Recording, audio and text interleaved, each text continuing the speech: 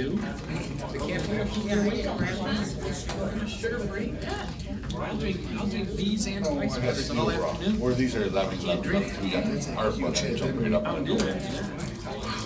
That's not a big factor. Yeah, this is absolutely right.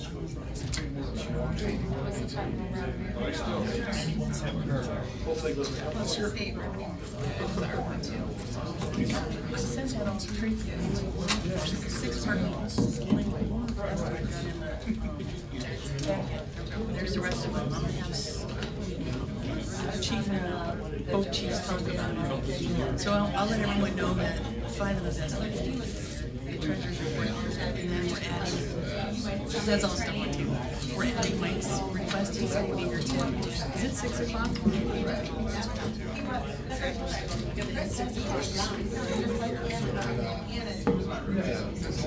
guys ready? Ready down this way? Yep. Huh? All right. Yeah, that's what I was thinking. The way they hear would be. Sounds 6:01. I'd like to call the meeting to order. If you please stand for the Pledge of Allegiance. I pledge allegiance to the flag of the United States of America and to the republic for which it stands, one nation, under God, indivisible, with liberty and justice for all. Amen. Thank you. Sound like the mic? Can we have roll call, please? Is something wrong? Huh? What? Yeah, my mic's on. Oh, it didn't look like hers was lighting up. Kevin? Yeah, it's on. Kevin, can you hear me okay? I can. All right. Thank you. Yes, sir. All right. Treasurer Anderson. Present. Trustee Klee. Present. Trustee Fafdahl. Present. Trustee Burt. Present. Trustee Campbell. Present. Clerk Triplett is absent. Supervisor Miller. Here. Thank you. Do we have any additions or deletions? That's too loud, isn't it? Is that too loud? There are additions to the agenda tonight, and it's only one. You have on the table before you a request for the purchase agreement extension. It's on the 84 acres. The purchaser is doing due diligence. Apparently, there's some wetland issues, and when we get to that, we'll have someone speak on that. But you have the request before you. We can add it to the agenda, and then we'll vote on whether or not we're going to extend it. Then you have some estimates for parking lot repair. There are 6 parking lots that we are responsible to take care of, and only 5 estimates got into the board packet, but there are a total of 6, so they're all in front of you right now. Right. And then the treasurer's report, it was on the agenda. The report, though, actually didn't get into the packet, so you have that also. So that's it. I don't think there's any other additions or deletions. Are there any corrections of the minutes from the regular meeting of June 19th? I don't see anything. I have one thing I just want to ask the board. When we approved, if you guys can look at the action item C from our last meeting, 21st. It says to hire a full-time firefighter. I thought that we made sure in the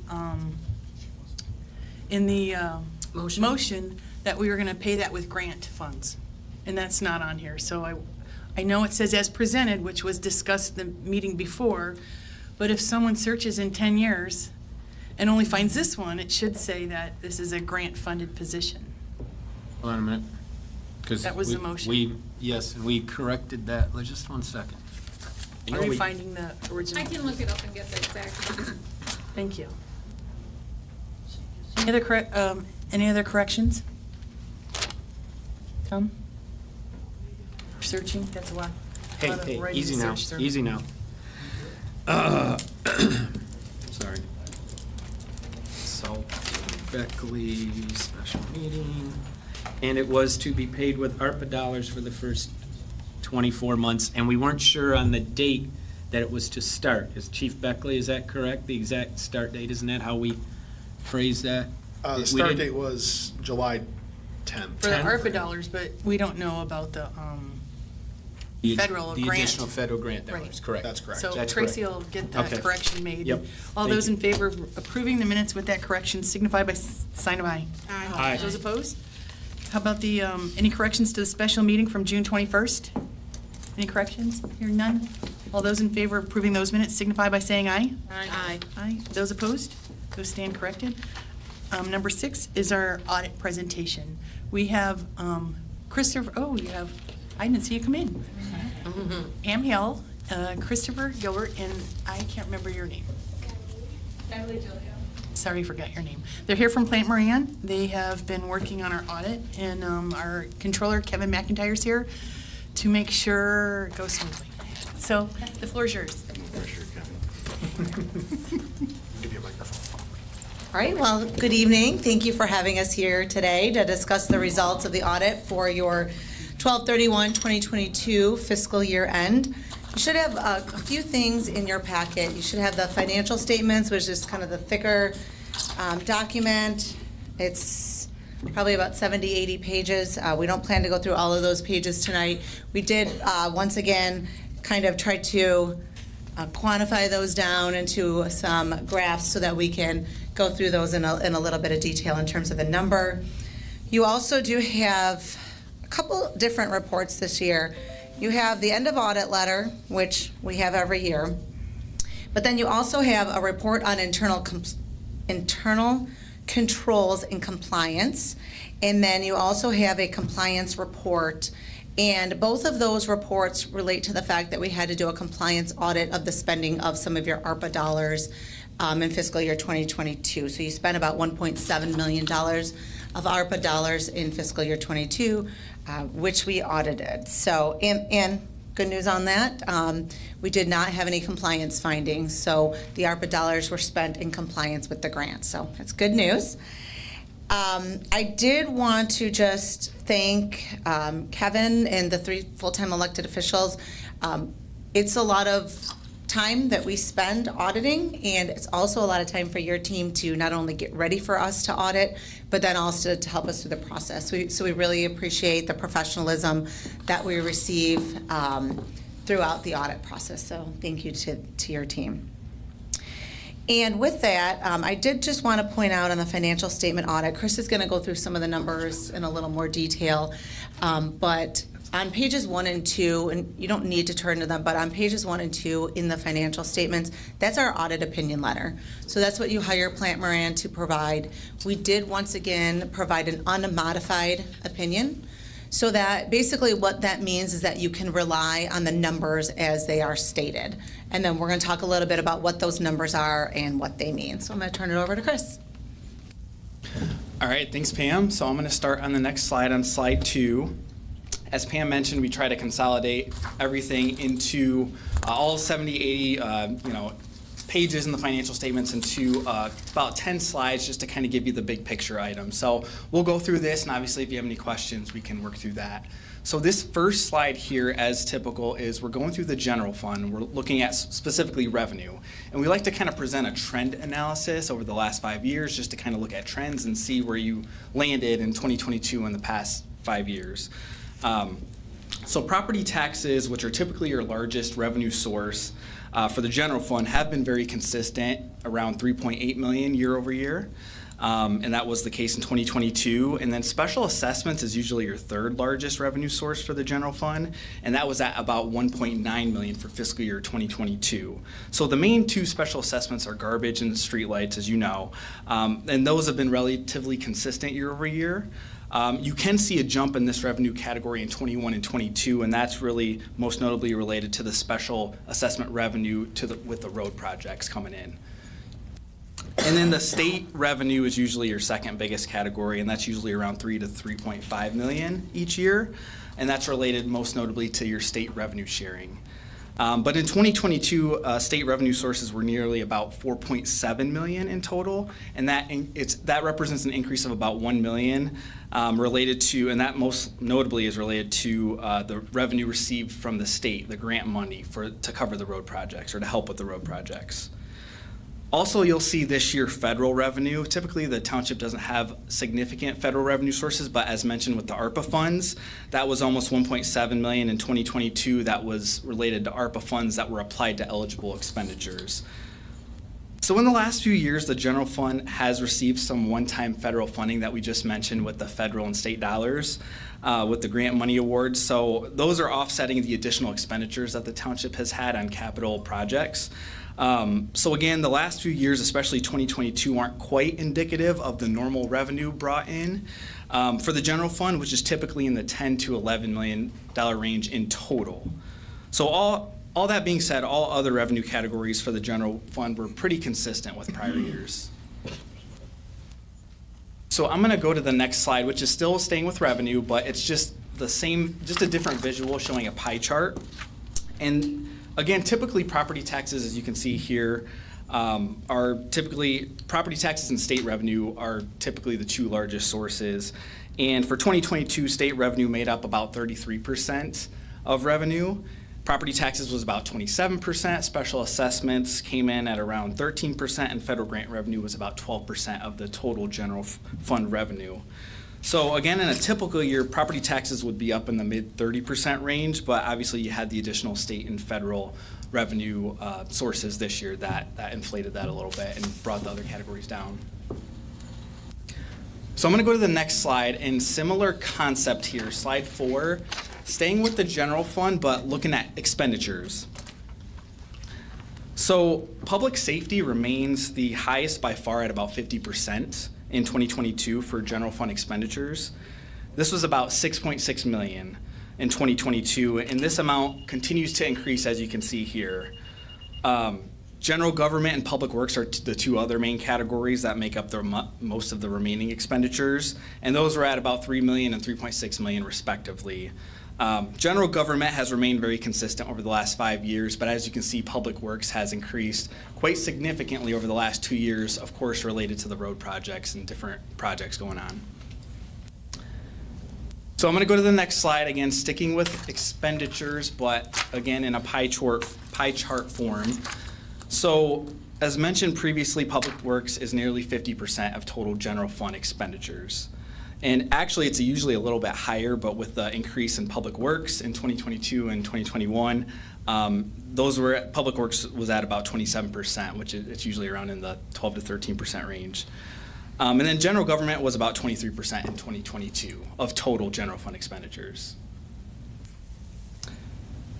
So I'm going to move to slide 6 for general fund balance.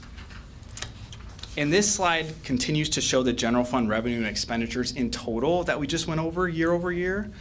And as you can see, in 2022, the general fund did have a slightly more revenue than expenditures, increasing fund balance to about 3.4 million at year end.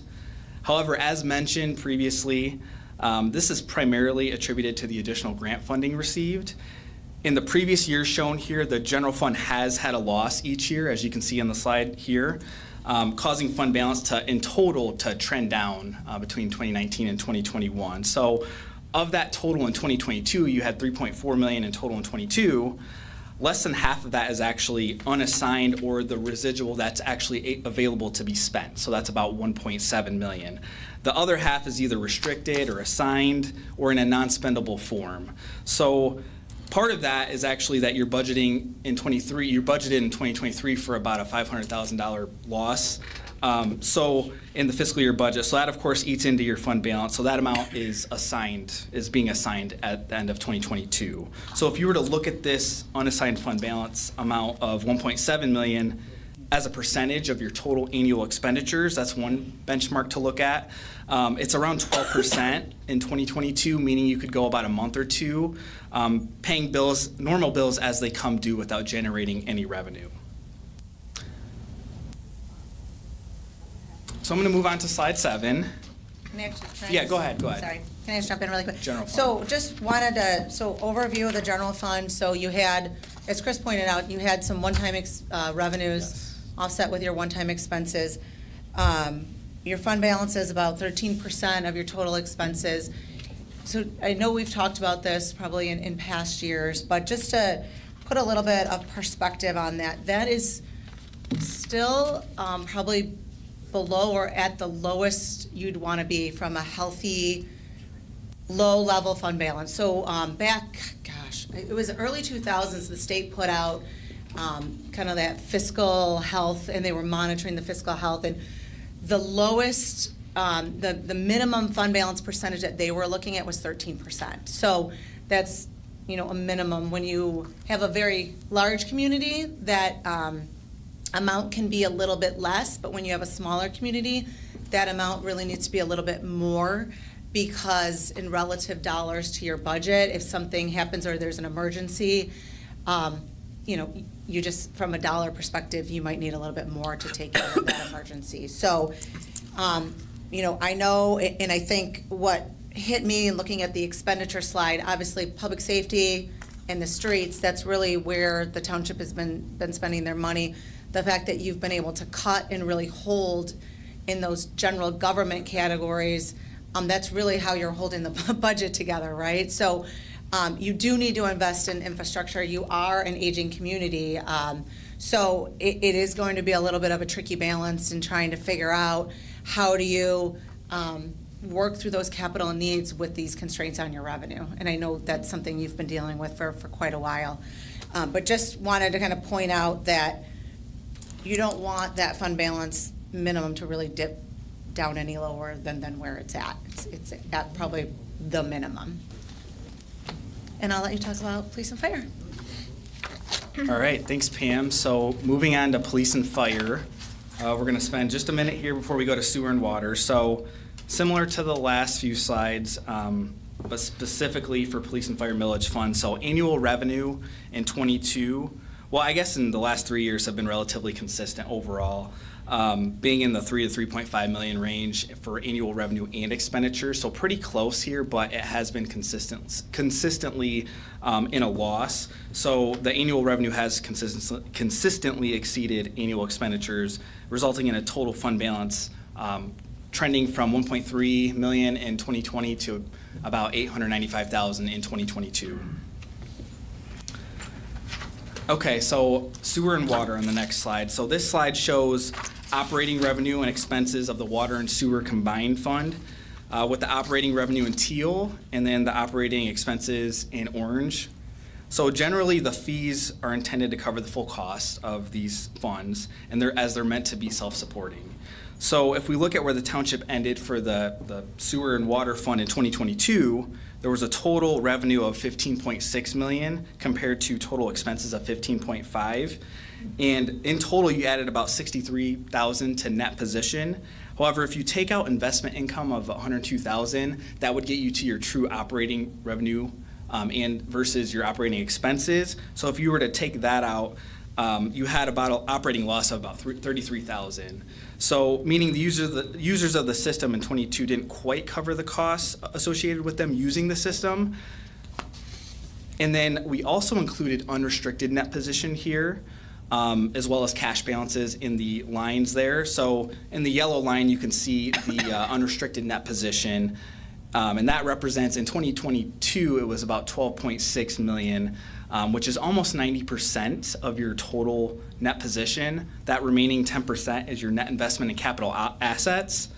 So usually you'd see the reverse of this in your net investment in capital assets making up most of the net position. So really that means that the infrastructure is, near full depreciation and aging. So we know that management has been aware of this and is continuing to look at this in the plan for the infrastructure going forward. And then last, I just wanted to cover real quick the legacy costs. So as you know, the township does have 2 pension plans. One's in MERS and one's for the firefighter system. So in looking at the bottom 2 rows here, we're going to focus there. The net pension liability, which is the total liability after you take into consideration your assets in the plan.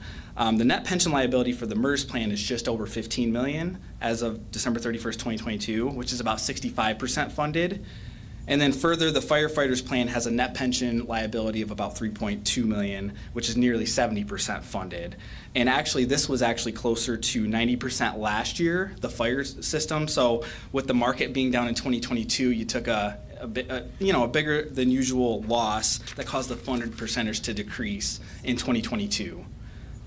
Along those lines for the MERS plan, I did want to point out that this plan is actually has always actually been a year behind, so it's on a year lag. So really, these numbers are being reported as of December 31st, 2021, and that's really the case for all December year ends that are in MERS. So because of that, the numbers aren't quite yet taking into consideration that 2022 activity, which would include that investment loss.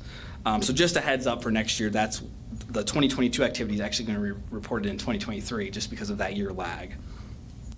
So again, just these numbers are a point in time, so just wanted to put those together. And then lastly, we'll cover the OPEB plan. So this is specifically related to OPEB, which is the retiree healthcare benefits that are offered to eligible employees and their spouses.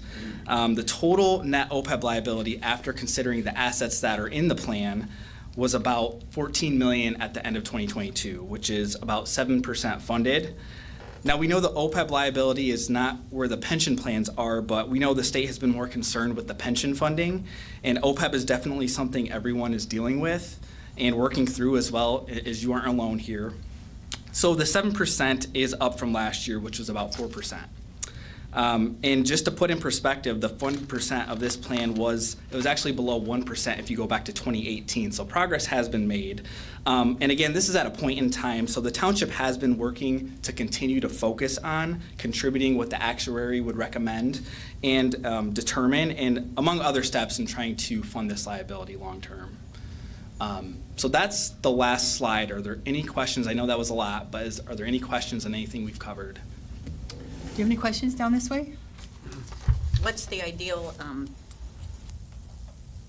contribution or the support of OPEB? 100%, I would assume. So right now, the state, they passed PA 202 a few years ago. They actually would like, so they recognized, as Chris pointed out, unlike pensions that were statutorily required to contribute, that annual required contribution the actuary calculates, retiree healthcare was not, right? So they put this law into place several years back, and they would like communities to get up to 40% over, for the most part, it's over a 30-year period, is what a lot of the corrective action plans, which is the track that you're on. I mean, you have gone from like less than 1% to 7%, which I know seems very low, but this is also something that didn't accumulate overnight, right? So this is a legacy liability that was promised 50, 60, 70 years ago that wasn't funded. So you're kind of playing catch up on that. So you will, if you do continue to make the required contributions, you will get to that spot where you're over. It just is it's gonna take time. Any idea how many years that'll take to get to close to 40? You know what, the actuarial evaluation actually, there is, and maybe Kevin, you could provide this, but maybe I like numbers, I don't know, but I find this table very interesting because it's a 100-year schedule, and it breaks down, and obviously it's got a bazillion assumptions baked in, and it's never gonna be 100% correct, but it gives you a good trajectory of what your contributions are gonna look like over the next 100 years and what your projected benefit payments are gonna look like, and it's kind of looks like, where you're gonna get to the top, and when do you start coming down from that? So that would be a good schedule if you have that, and if not, we can help you, Kevin, we can help you find that to provide, just to kind of give you a picture of what that looks like. When the actuary gives you these contributions, and as you see in your MERS plan, right, you've been making what the actuary has told you forever, but yet you're only 60% funded. So because things change over time that they don't know, like mortality tables, people are living longer than 50 years ago, things like that no one knew. So as things continue to change, the liability fluctuates. Yep. This may be a question more for Kevin. It was just dawned on me. So we're paying for our retiree medical out of our general fund. At what point will we start utilizing this money to pay for? When people actually retire, there's not exactly sure what some people have been promised when they retire, of how that works. The money that has to go in there is for future benefits, but we currently have to pay it all out of the general fund, so I'm not exactly sure what benefits are paid from the OPEB. And if we got into any kind of a bind any particular year, could we tap into this to cover current, or no? I don't think so. Not because we're not fully funded, we're not even close to being fully funded. If we were fully funded, then maybe there'd be a way to withdraw, but if you're not funded, I don't think you could do anything with it. So it would obviously, do you mind if I say something as well? So, obviously it'd be a management decision at that point, but I do think, like Kevin said, you will need to continue to pay it out of the budget, because you are not, if you were to pay it out of the fund, it would be depleted in like a year or two. So then you'd be required to pay it out of your budget anyway. So I think if the plan were to be closed and then it were to be funded to a percentage where you are comfortable, then you could start paying out. So one of my township clients, they're like 80-ish% funded and their plan is closed. So they've started paying benefit payments out of there, and then they're gonna kind of make a decision every year, where they go from there. But as long as that benefit's open to active and new hires, that liability is never gonna go down or go away, right? Well, I know that before I got here, there was retirees, and what do we have, maybe 50 retirees who are receiving health care as they've been retired with zero contribution. And then maybe 5 years ago, maybe 7, I don't know the exact date, they do pay a small contribution for their retiree health care. In 2012, we negotiated, and we kind of offered some encouragement for union people to buy into the retiree health care savings plan. So that was optional back in 2012. We made it mandatory in 2020, I think it was. So starting in 2020, there's no more health care cost. It's current. So if we hire a police officer now, we're going to be paying into their retiree health care system, and it's a percentage of what's negotiated. This year it's 7%. And then when they retire, that's it. They take their health care with them.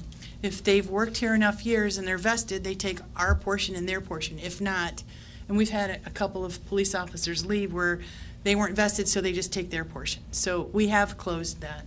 Perfect. Yep. So you will, in that same 100-year schedule that I was talking about related to pension, there should be one of those for your retiree health care obligation as well. So you can kind of see where you might max out at in terms of potential contribution in the future. And I think that schedule is very helpful for kind of long-term planning to see what that contribution is going to look like and the impact that it'll have on your general fund budget in future years. Do we have any questions this way? No? I just wanted to state, if we could go to page 8 real quick. It's our sewer and water fund, where people can see that our expenses has caught up almost with our revenue yearly. The township hasn't increased sewer rates since 2009, and the township hasn't increased water rates since 2011. The county has, the township hasn't. We're doing a rate study. We're going to see what that looks like. I just wanted to make mention of that. Is there any other questions for the auditors? No? Thank you. Yeah, I want to thank you for the work that you did, and Kevin, it's a lot of work to prepare for it and get the audit done, and thank you for your good work on that. Thank you very much. Thank you. Thank you.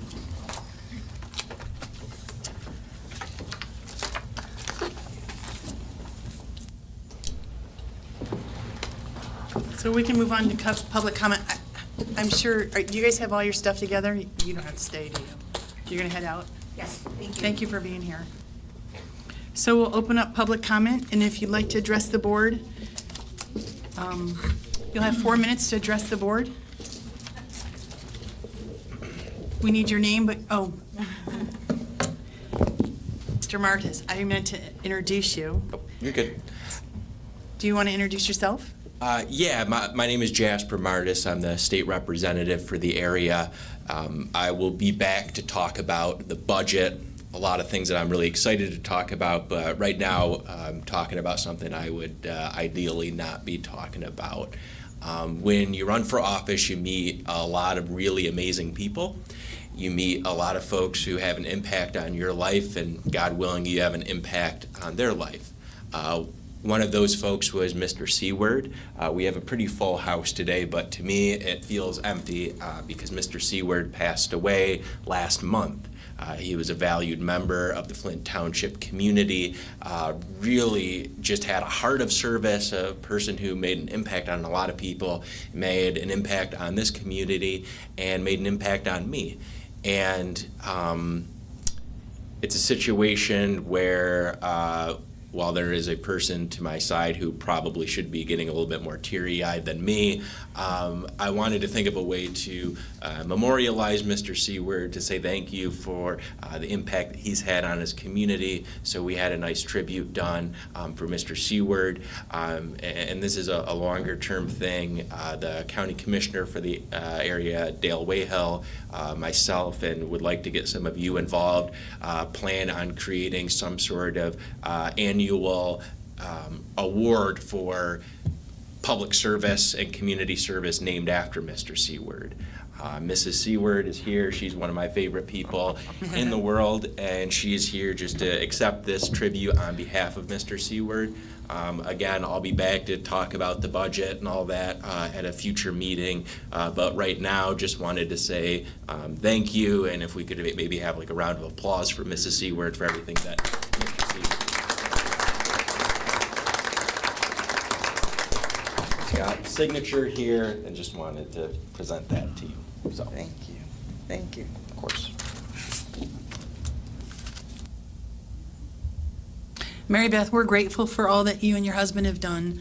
Since I know you haven't lived in the township all your life, but as long as you've lived here, you haven't stopped serving, and we're the recipients of it, and we're very grateful. I know that you're a master gardener and that you've done a lot to help us in the gardens at the park, and especially at the Veterans Memorial, and just the advice that you give. I know the police department has a walkway that was done by a master gardener who happened to be an employee, but since she retired, she hasn't come back to help it, and you have made sure it's taken care of, and we appreciate all the work that you have done. There's a lot of sacrifice, a lot of sweat and tears too. It was hard work in hot weather, and we appreciate in many other aspects how both of you were involved, and we're grateful for that.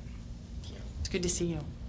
Yes, definitely. Somebody's got to come up and tell like a joke after that, because that was rather sad. Well, I want to know, is that your twin brother? Oh no, he's actually older, believe it or no, he's younger actually. He's younger. Even I'm getting confused, and I'm related to him. No, but the beard would make you think he's older, but he's But it's your actually brother, the younger right? brother. Yes. Yeah, he's the brains of the operation. We're glad he's here too. Alrighty, so we'll continue with public comment. Hi. Hi. Been here before, but not too many, but I plan to come to many more. My name's Denise Smith, and I live in Flint Township / Swartz Creek address, Flint Township voting. And several of us have been going to Monday Township meetings, board and planning meetings for several months now, and we've been learning about the mega site that's going in, and I'm sure that you're aware of it. In all of those meetings, we were surprised to find out Flint Township did not protect the north side of Maple Road. Flint Township had put a manufacturing overlay over the top of that property that made higher restrictions for any industrial or manufacturing company to come in. They have a stricter standards for them to abide by before they could purchase the land. So there was no protection, according to what we were told, that we didn't have any on the Flint side. And I'm right across the street from in Lindenwood Farms, but directly across the street from me is Moorish Schools. And I know everybody's excited about the jobs that these manufacturing plants might bring, but there's also a concern of job versus the environmental impact. From what we understand, there's going to be 1 million gallons of water per day pulled out of the Huron Lake. It will be filtered back and sent back into the Lake Huron. But we wonder what kind of safety precautions and what kind of environmental impact that will have.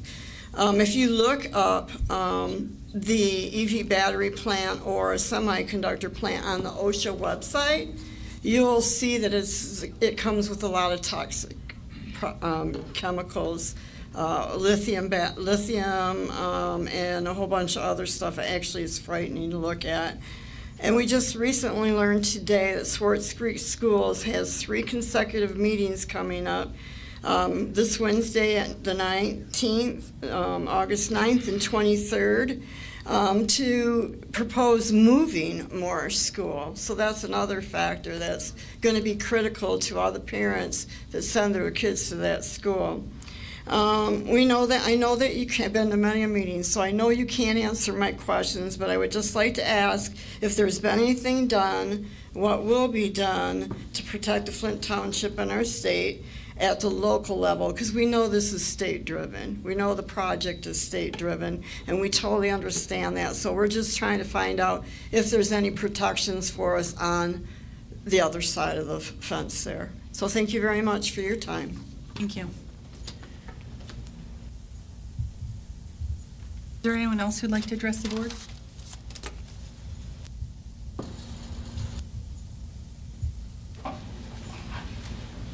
All right.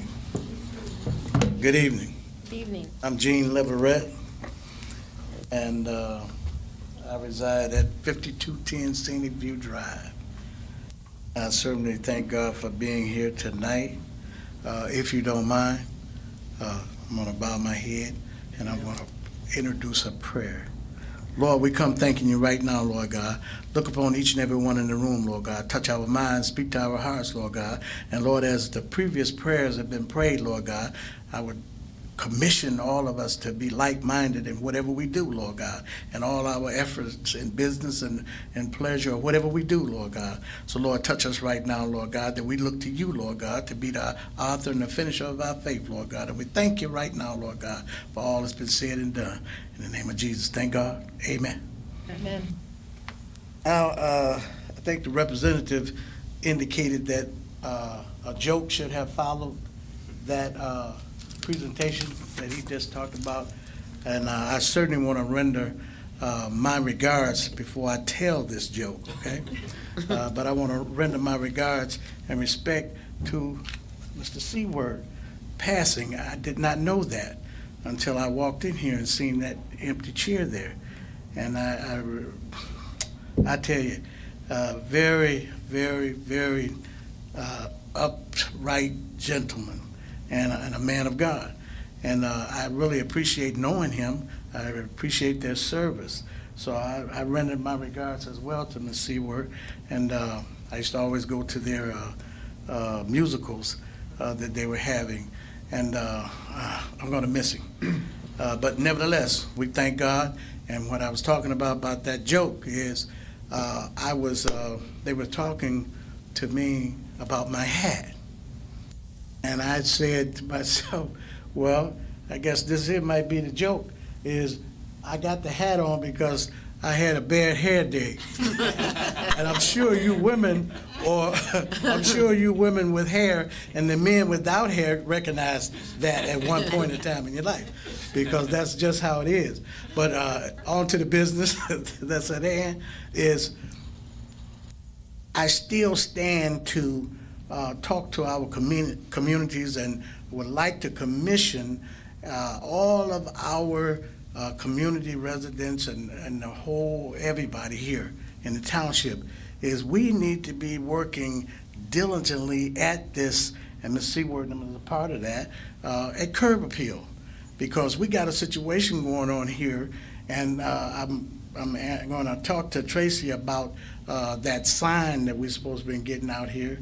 And that sign is going to be a great contribution to that curb appeal. And then all of a sudden, when we have this curb appeal, the sign put up, we need to have something to be looked at. So I talk with each and every one of us in here. I'm a part of the EDC board, and what we need to recognize is that in our community, we need to be creating something, an attraction for the people to want to come to Flint Township or stop by Flint Township. We already got a situation to where it looks to me in the business community that we're getting second-class turnout. People, even myself, bypass Flint Township and go to Troy and Birmingham and down Detroit area or different places to pick up the different items that they want that they can't find here, or it's not the quality that they desire. But nevertheless, we gotta make sure that we understand that curb appeal action. Thank you for Thank you, your Mr. time. Leverett. Is there anyone else who'd like to address the board? I can put my hat back on now.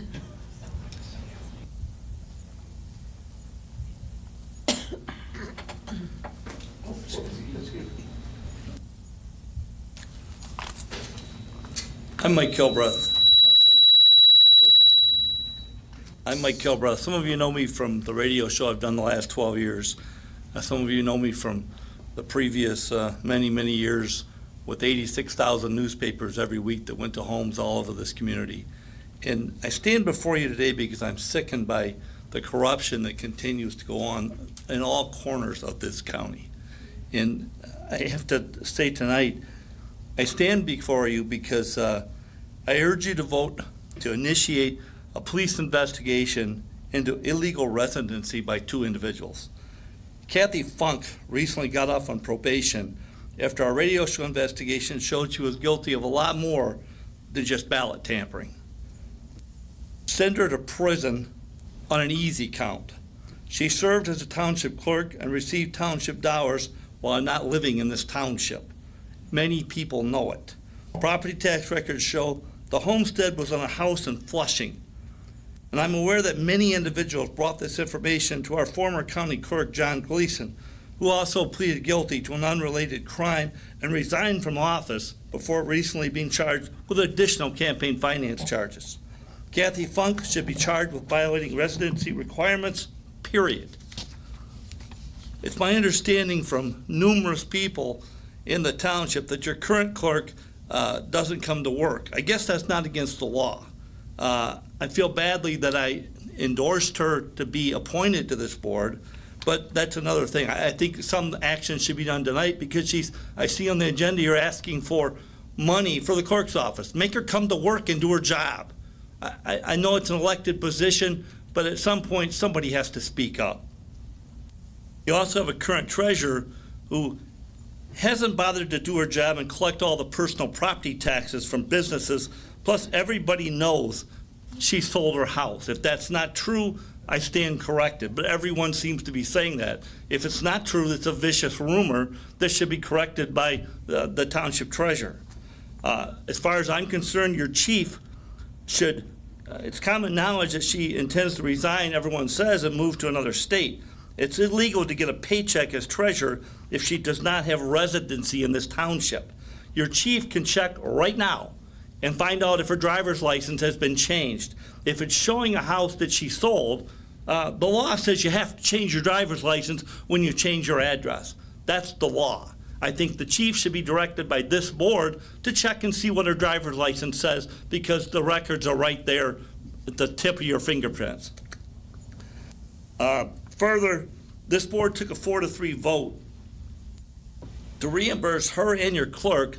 My understanding from people have called me at $1,200 each for a conference in Traverse City after the fact when it wasn't previously approved. The same 4-3 vote was taken to make a building department guy pay back a little over $200 used to buy boots for his job, something he has done every year. He fired a certain employee who he said wasn't doing his job, so he has to put up with the garbage of politics and you make him pay for his boots. No wonder he left the job here and went to another municipality. If anybody wants to say all this isn't my business because I don't live in Flint Township, please consider that only 3%, as I think you've just heard from your guy on the audit, about 3% of everybody's tax dollars who live in Flint Township go to this budget. You depend on state revenue sharing, you depend on federal tax dollars. The last time I looked, the state taxes they collect before redistributing to townships and cities, in addition to lottery income and their share of property taxes, our state collects individual income tax, state tax, net business Thank you, Mike. tax. And I can go on for about 90 taxes that they collect. So, yes, you, Mike. I have a say in how my tax dollars are being wasted. Thank you. Is there anyone else who'd like to address the board?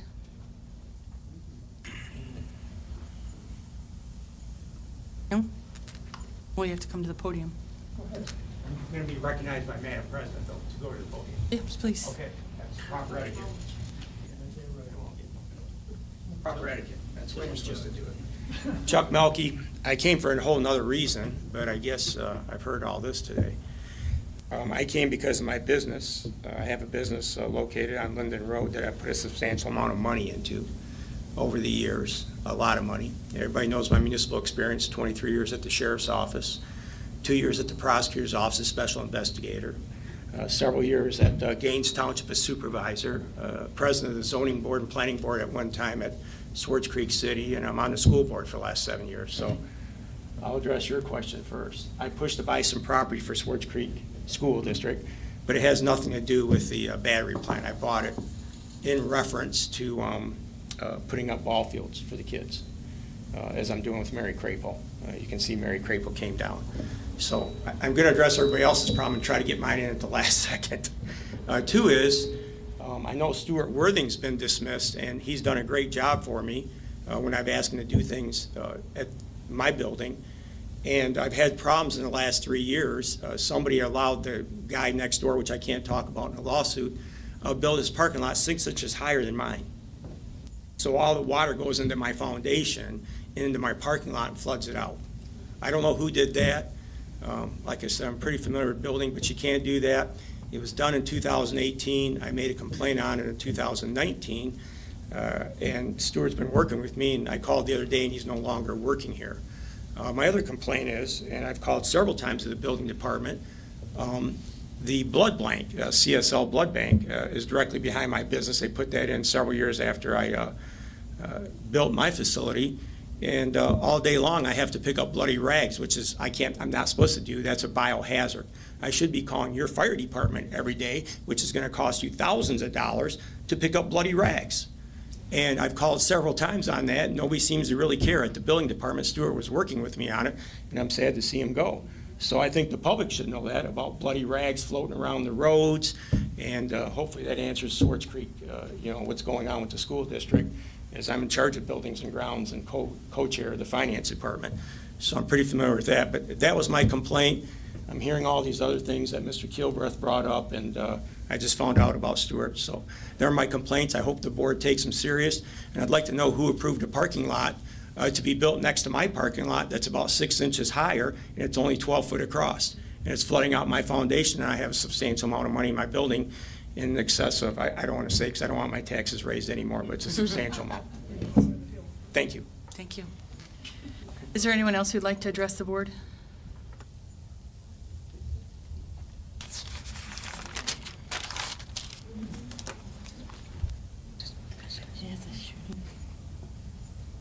Kevin Stiff, the dive shop on Corona Road. Also, I'm a resident in Flint Township. I've been in this township now for going on 38 years. Got my taxes just like everybody else did, and just like every time I get my taxes, they're up. I think I looked at my taxes, and I paid almost $400,000 since I've been in Flint Township. I understand that Flint Township doesn't receive all of that. The state gets it, but you do get funding from my taxes. I've tried to talk to the assessor. I've tried to talk to all three of the assessors, and for some reason, the assessors feel that they work for the state of Michigan. They don't work for Flint Township or the residents. I do feel that I'm being overtaxed, and I think that most people feel that they're being overtaxed. There's got to be a simple solution to how we're being taxed, and a solution of finding a way of bringing our taxes in line, and a millage could be adjusted where the township can receive more money in their pockets and less money going to the state. There's got to be a way of doing this where it's a better, freer, equaler thing. You know, a lot of these larger buildings, my building's small compared to a lot of these. Can you imagine how much money that some of these buildings these companies are paying in taxes, and where they make a break point where they work for 3 to 4 or 5 months before they even make a profit. I can't imagine what they go through. So that's all I'm going to say about that. I do want to thank the fire chief. One of your personnel came through the subdivision on 4th of July. Kids on both sides of the road. He slowed down real slow, honked his horn, run a siren. I tell you, you had some enthused kids. They were doing jumping jacks. They were so happy. They were some really happy kids on that one. I made 8 phone calls to Flint Township, to the clerk's office, and not one time was the clerk in to answer the phone this last month. And you had something on the agenda to hire another part-time person for the clerk's office. Don't you think that maybe the clerk ought to be in that office? Not one time in 8 phone calls was the clerk in the office. The last time I said something, she bit back at me. The last time. If she's so busy that she can't come to work, then maybe something should be done. I don't know what else to say. And tonight, I'm totally frustrated with the township. I know over the last year or two, any suggestion that I've made goes on deaf ears. I know none of you have talked about any suggestion that I've brought up. The fire department with the rescue team or ambulances, anything to do with the fire department, anything to do with the offices, anything to do with the water department. There's many things. And then Plant Moran, it's pretty frustrating when look to me like we're broke. Thank you. Is there anyone else who would like to address the board?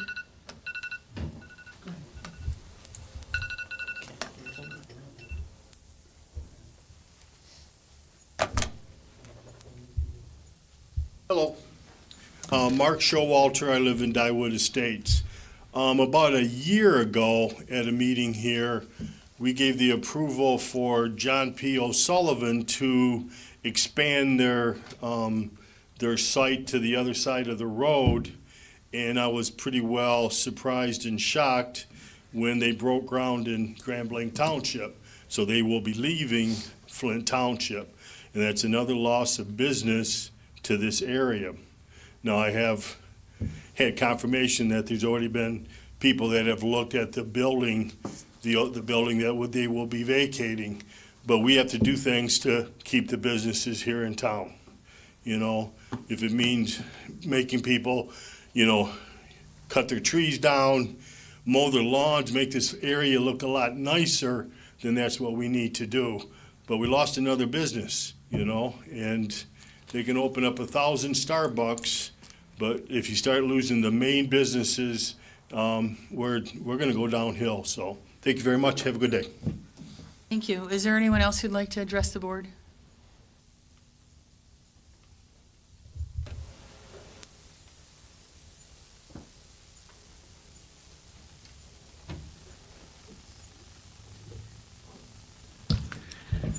My name is Gerald Roberts.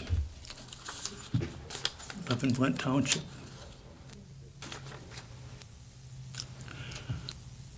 We have a problem with the border. Recently saw on television that Greyhound bus, I think it's Greyhound, dropped a whole bunch of illegal aliens off in Myers parking lot out in Davison. There was quite a few people. I think it had to be moved to a church because there were so many people upset.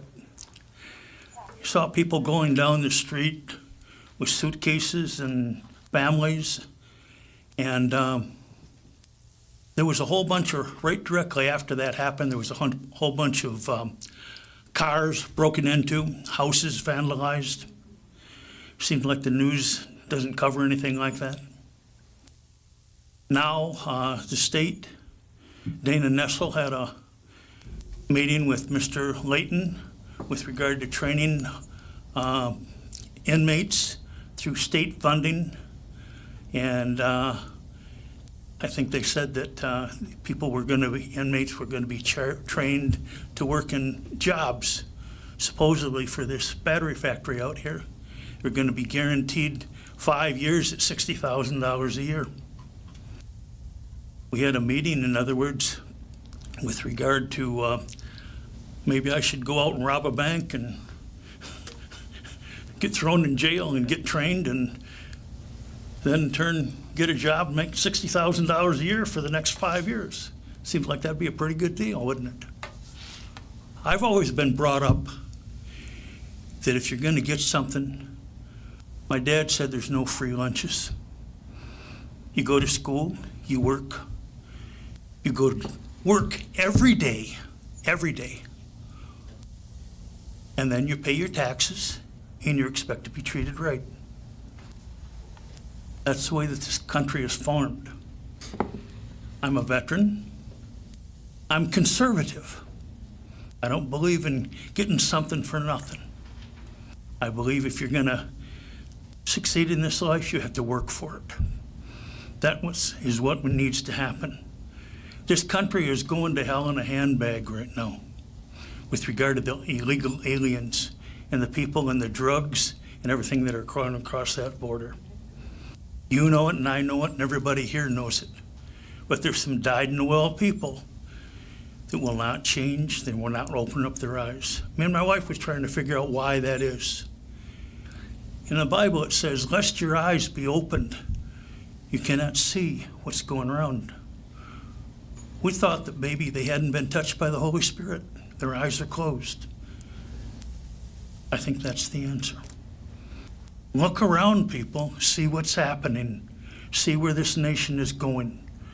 Chinese factory up here in north of us, in other words. Want to put one in my backyard here with regard to millions of gallons of water. Is that going to affect my well water? And then people, my wife is really concerned with regard to people from the jail being over here in our backyard working in this factory if they open it up. What's going to happen? One of the farmers that's over there was offered for 30% of his acreage, and he went into the hospital 10 times the amount of money that he paid for that particular land for the total project. He said if he didn't sell it, maybe they could condemn his land. In other words, through eminent domain. Is that right? No. Is there anyone else who'd like to address the board? No? All right, we're going to move on from public comment to number 8, reports. So I don't have much of a report except to say that tomorrow is July 18th. We have a board of review at 10 a.m. It's for errors of omission and errors in clerical stuff. So that's here tomorrow at 10 a.m. And I just want to say, I thought I saw a cleanup crew out on Corona Road. There were bags out there, and I'm going to confirm that. But I know that the county juvenile detention has not been released or sentenced to do any cleanup. But we know we have an issue with blight and with trash, and we're working on it. Trustee Vert, when's the next cleanup? August 5th. August 5th is the next cleanup, and where will the, That's to be determined. We're not sure yet, but it's from 10 to 2, or 10 to 12. Or 10 to 2. so where would they look for information? The internet, and they can call here At when we the- get it, when we decide we're, yeah. There's a list, and we kind of go back and check it. Because our next board meeting, our regularly scheduled board meeting isn't till August 7th. So if you're interested in helping with the cleanup, check our website, or this is in partnership with Community Resource Officer John Chiza, so you'll have information on your website also? Correct. Alrighty. That's it for my report. Madam Clerk's not here. Madam Treasurer? Yes. You should have in your, at the table, actually, the treasurer's investment report for June 30th, 2023.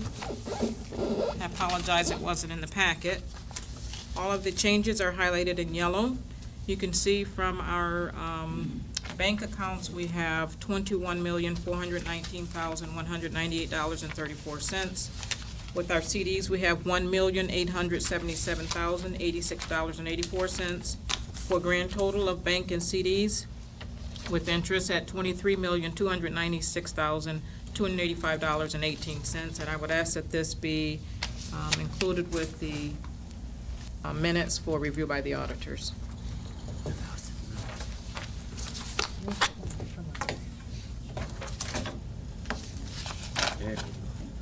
Alrighty. Number 9 is payment of bills.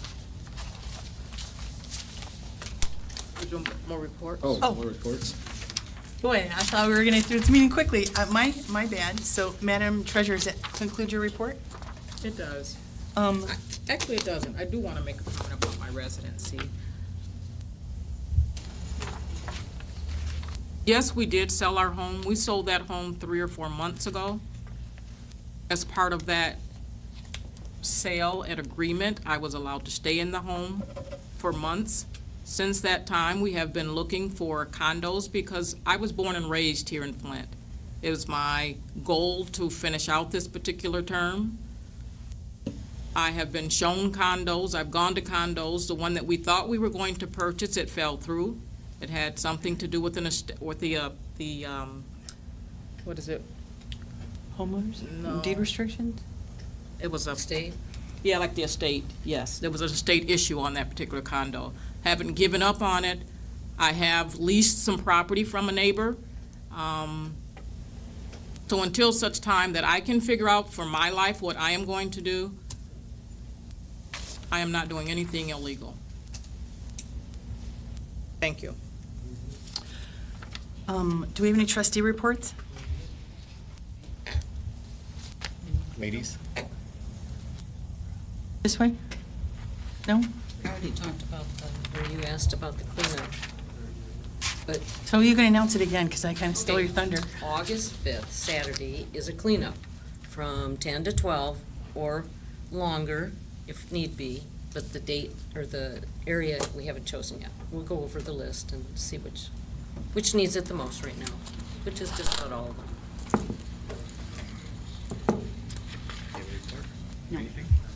Thanks, Barb. Then you have nothing? The only thing I have, well, a couple things, but the main thing is, in our ZBA last week, we approved the variance for a portion of the Sam's parking lot. An outlot has been purchased by a company to put in a brand-new build of a coffee shop, and they will own own outright that piece of property.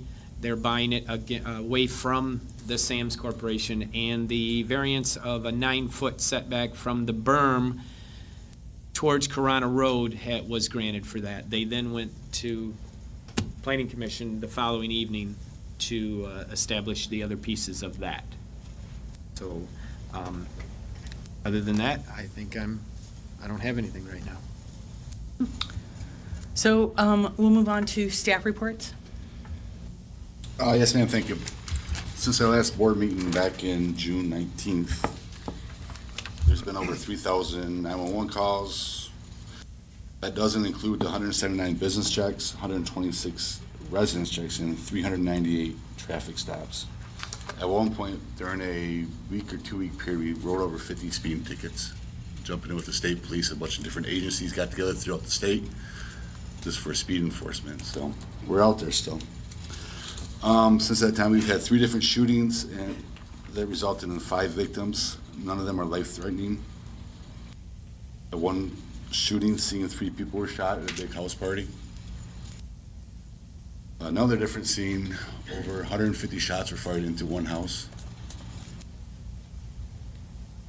Last week, after the thunderstorm, I think it was Tuesday, is that right? You were there too. All the crashes. I think so. I think it was Tuesday. Tuesday, we had over 25 cars that were involved in accidents. We took 8 reports, Michigan State Police took 4 of them, and the highway was shut down for about an hour or 2 hours with a lot of assistance from the fire department. So I want to say thank you for the assistance on that. It's a lot of help when we work together like that. Last Thursday, we had a bank robbery at Huntington Bank, and through the hard work of our patrol officers and detectives, they actually found a suspect, arrested him within 13 hours. He was charged over the weekend. So we did a lot of good work on that. I do have one item for the agenda, and that's going to be about National Night Out, and which I will touch base with on the agenda item. Sure. Grab this. All right, since the last board meeting, your fire department, your fire department's responded to 143 incidents. This is about a 5 call per day average, which for us is pretty busy. Included in this is 11 structure fire calls, 3 vehicle accidents with entrapments, and 4 vehicle fires. That's all in the last 28 days. Year to date, we're about 136 calls ahead of where we were this time last year. Just today, we broke 700 calls for the year, which just a few short years back. I think 2017, we only ran about 750 calls total. So it's definitely been a busy year so far, year to date. Several of these incidents and fires were kept small due to the quick response of our department or the actions of the residents, but a few major ones we had on June 22nd. We had a house fire in the 3400 block of Southgate Drive. Had a bedroom on fire in that home. Luckily, it was quickly contained and to one bedroom. There was smoke damage out of the rest of the house, though. That was tied back to a curling iron that was left on in that fire. So make sure that we're taking care of those hot things. Straighteners, curling irons, don't leave them out. Don't leave them by flammable objects. They can cause issues. On the 23rd, while responding to another incident, one of our fire engines witnessed a vehicle leave the roadway in the area of Linden and Calkins, crash into a telephone pole, roll over into the trees. Luckily, it was witnessed by one of our engines. He was able to turn around immediately, get back there. The vehicle was smoking when he got there, and the occupant was trapped inside the car. They were able to cut the windshield out and get her out quickly. We were obviously assisted there by the police department and everybody as well. She had minor injuries in that incident. On July 2nd, we assisted Flint City Fire Department on a house fire while they were operating several other incidents in their own community. On the 10th, we responded to a vehicle accident in the 4000 block of Beecher Road, which we used the Jaws of Life to remove 1 patient from the vehicle there, and 3 total patients were transported to the hospital in that incident. On the 12th, we had a shed on fire in the 1300 block of Mitson Avenue. Luckily, it was only about a 10 by 20 shed, so it was kept contained to that. That was tied back to a lawnmower that we believe had some kind of an issue or was put away when it was too hot still. So I'm sure many of you heard about the structure fire we had last Thursday on the 14th in the 4100 block of Corona Road. We were initially called for a smoke investigation call in the area. When the fire department arrived on scene, it was confirmed it was coming from the auto repair shop right there in the 4100 block of Corona. There was significant damage to that building. We were assisted on that incident by Swartz Creek Fire Department, Flushing Fire Department, Grand Blanc Township, and of course our police partners here in Flint Township and Michigan State Police spent several hours out there blocking off Corona Road for us while we had hydrant lines ran across it. So again, Chief, thank you. It's great when we can work together on these incidents, hand in hand. So thank you for that. Our new fire truck is coming along well. It did get pushed back a couple of weeks. We're going to be traveling down there early August to do the final inspection on that. They're just wrapping up with a few loose ends. Our damaged fire engine from March of this year, I finally just got the approval today that the salvage company will be scheduling to come pick that up soon And the money, I believe, has been received from the township on that as well. So that endeavor there on that incident is finally about over. So and we have no action items on the agenda for this evening. Thank you. Well, we kind of have one tied together with all of us, I guess. Sorry about that. Thank you. So, other than the audit, Kevin, did you have a report for us at all? No, ma'am. I do have a question for him, though. Where are we at on the delinquent personal property taxes?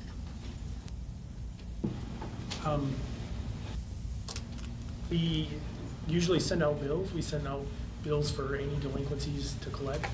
We've collected some that people just pay in general. Don't think there's been any substantial movement in the collections, just because there's a lot of invoices out there that some people don't pay them. They don't. Can't tell you why they don't pay. They just don't. So we've sent out bills, but no movement. Can I say something else? Yes. I'm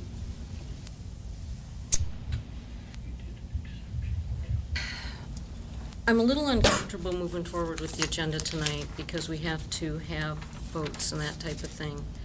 And with it not being clear that where our treasurer is, there are requirements to a residency to hold an elected office in Flint Township. I also have heard lots of rumors, and that's just what they are, is rumors. Can you hear me? Yes? No? Okay. I wished I hadn't heard any rumors. I had heard that if you moved to where your family was, I'm happy for you, because you've talked about it for a long time, but you've left the board and the residents in a place where if we need to have your position, put somebody else in there, we need to be looking at that. And for you to say you have a lease, where have you been for the past 3 weeks? We need to get an employee in your department. I have agreed to interview with Kevin to take care of that, am I correct? And there's other things going on, and I don't really want to get into it, but I just am very, very uncomfortable moving forward at this time, and I don't know what to do about it.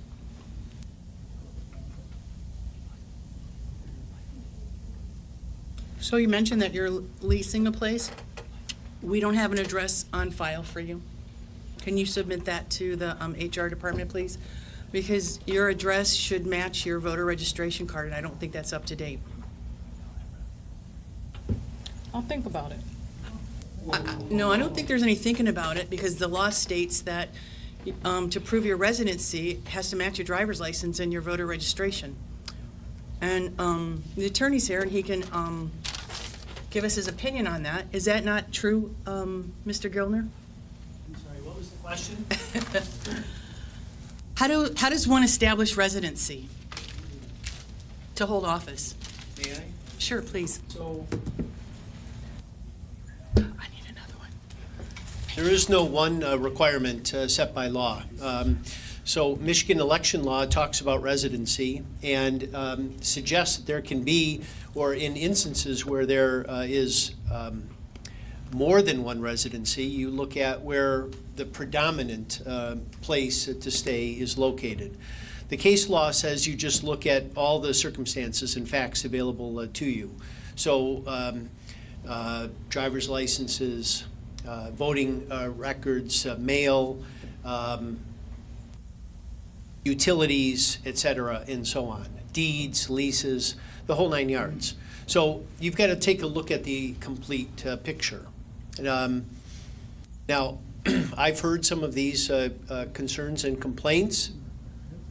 I've indicated that myself or someone can do an in-depth investigation in terms of get to the bottom of those different things.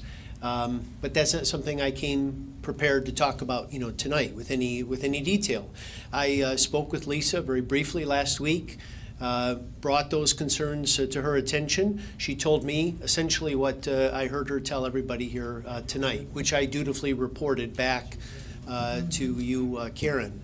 So that's as much as I know at this point in time. I've been out of this house 2 weeks. I've been on vacation 2 weeks.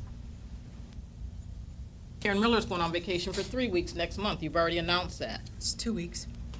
2 weeks. We can take vacation time. I do have time to get my affairs in order. Right, but your remote access into our system is, the IP address is out of Georgia. I've not done that. I've I maintained. was on vacation, yes, and I worked while I was on vacation. Good thing, you saw my IP address. Because we don't have a physical address for you in the township. You moved out in Grand Blanc when you had your accident, and you were there for a year. You never changed an address when you were out there for a year. And we paid our taxes in the township. And you paid your rent and No, everything. I was in a critical accident. I'm lucky to be Our taxes are paid alive. up. I'm simply asking for an address. We would like to have a physical address. Everyone who works at the township has an address with the HR department. And to be a qualified elected official, your driver's license has to match your voting registration card. The law states that. I didn't make that up. We're just simply asking for you to update that. I know what the real deal is that we have done a lot of investigations. You guys brought up some names. I'm not going to mention those names. A lot of wrongdoing, even from our supervisor, things that have been investigated, things that we have reports on, funds that have been given out illegally. This board, when we had ARPA funds, this board took a vote to give funds to our police and fire. Our supervisor took it upon herself after that vote to add a name of a person and authorize $5,000. She had no authority to do that. There's been a lot of things that we have been checking into and investigating, and we can talk if we want to talk. I have a lot of evidence. A lot of evidence. Bring it, if we Lisa. want to talk, I can bring it. Go ahead. On my very first day of the job, Karen Miller, what did you do? You gave yourself a 5% raise. You said, this is how it's done. I can give 5% raises. And you did that. And That's there's not more. true. And it is true. Lisa, anybody here can FOIA my salary and you'll find out I did not receive a 5% Tracy Tucker, did you increase. not receive a 5%? Can we please move forward You somehow? brought it up. or would- I'm I did asking bring it you up, to but give you us- are deflecting, I as know, usual. we need to have your address. That's all we're asking for.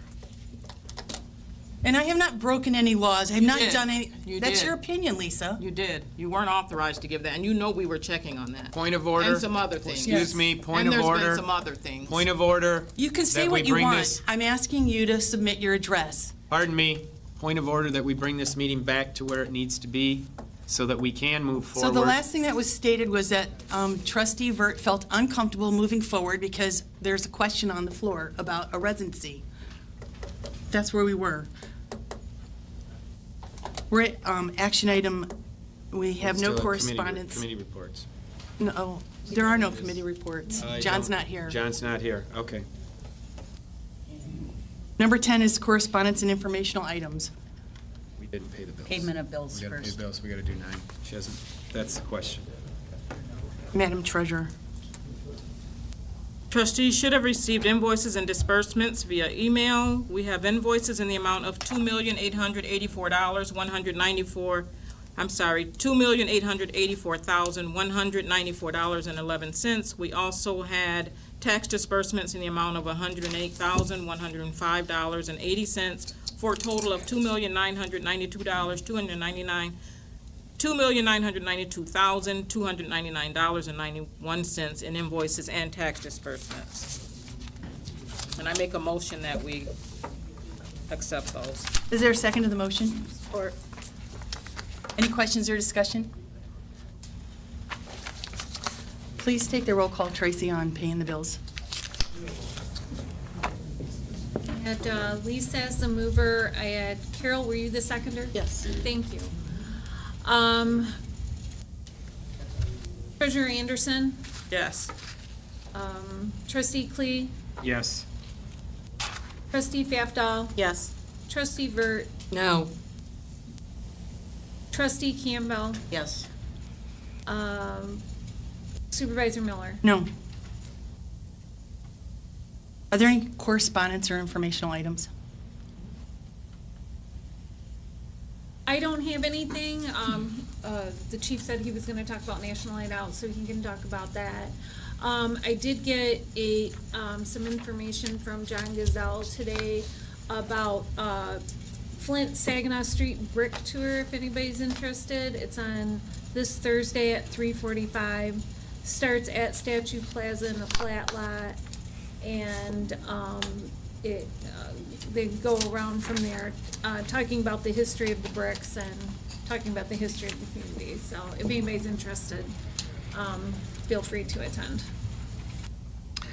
So we'll move on to action items. Mr. Gilner, we're going to move on to action item A with the Odyssey House Settlement Resolution.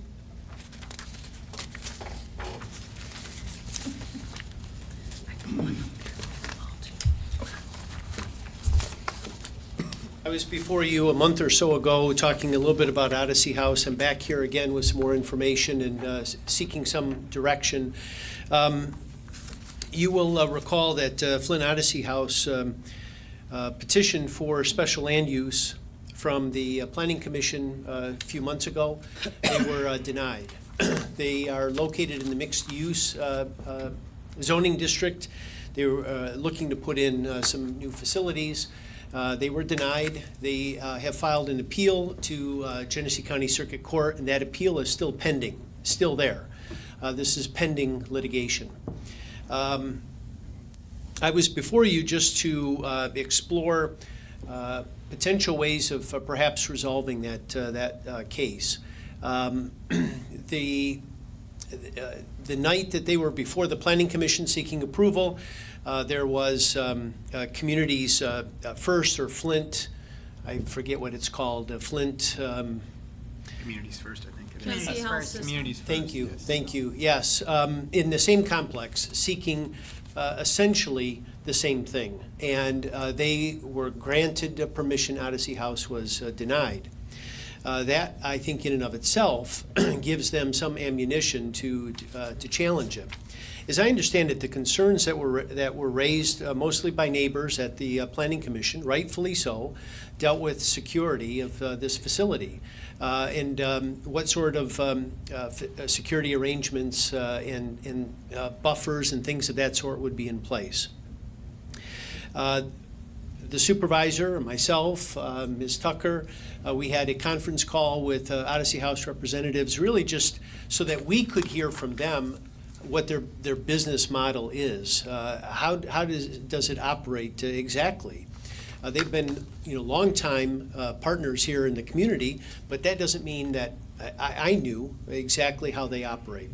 What they explained to us is that they have a fairly rigorous admissions eligibility that is determined, and that all takes place off-site.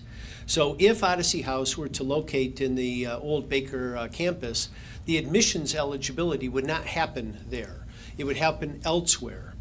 The property itself would be where they would go for their treatment and rehabilitation. It was explained to us that contrary to a lot of neighbors' concerns, the residents who are accepted into the program are not let out on a daily basis to go to and from work, to and from family members' houses, and coming back.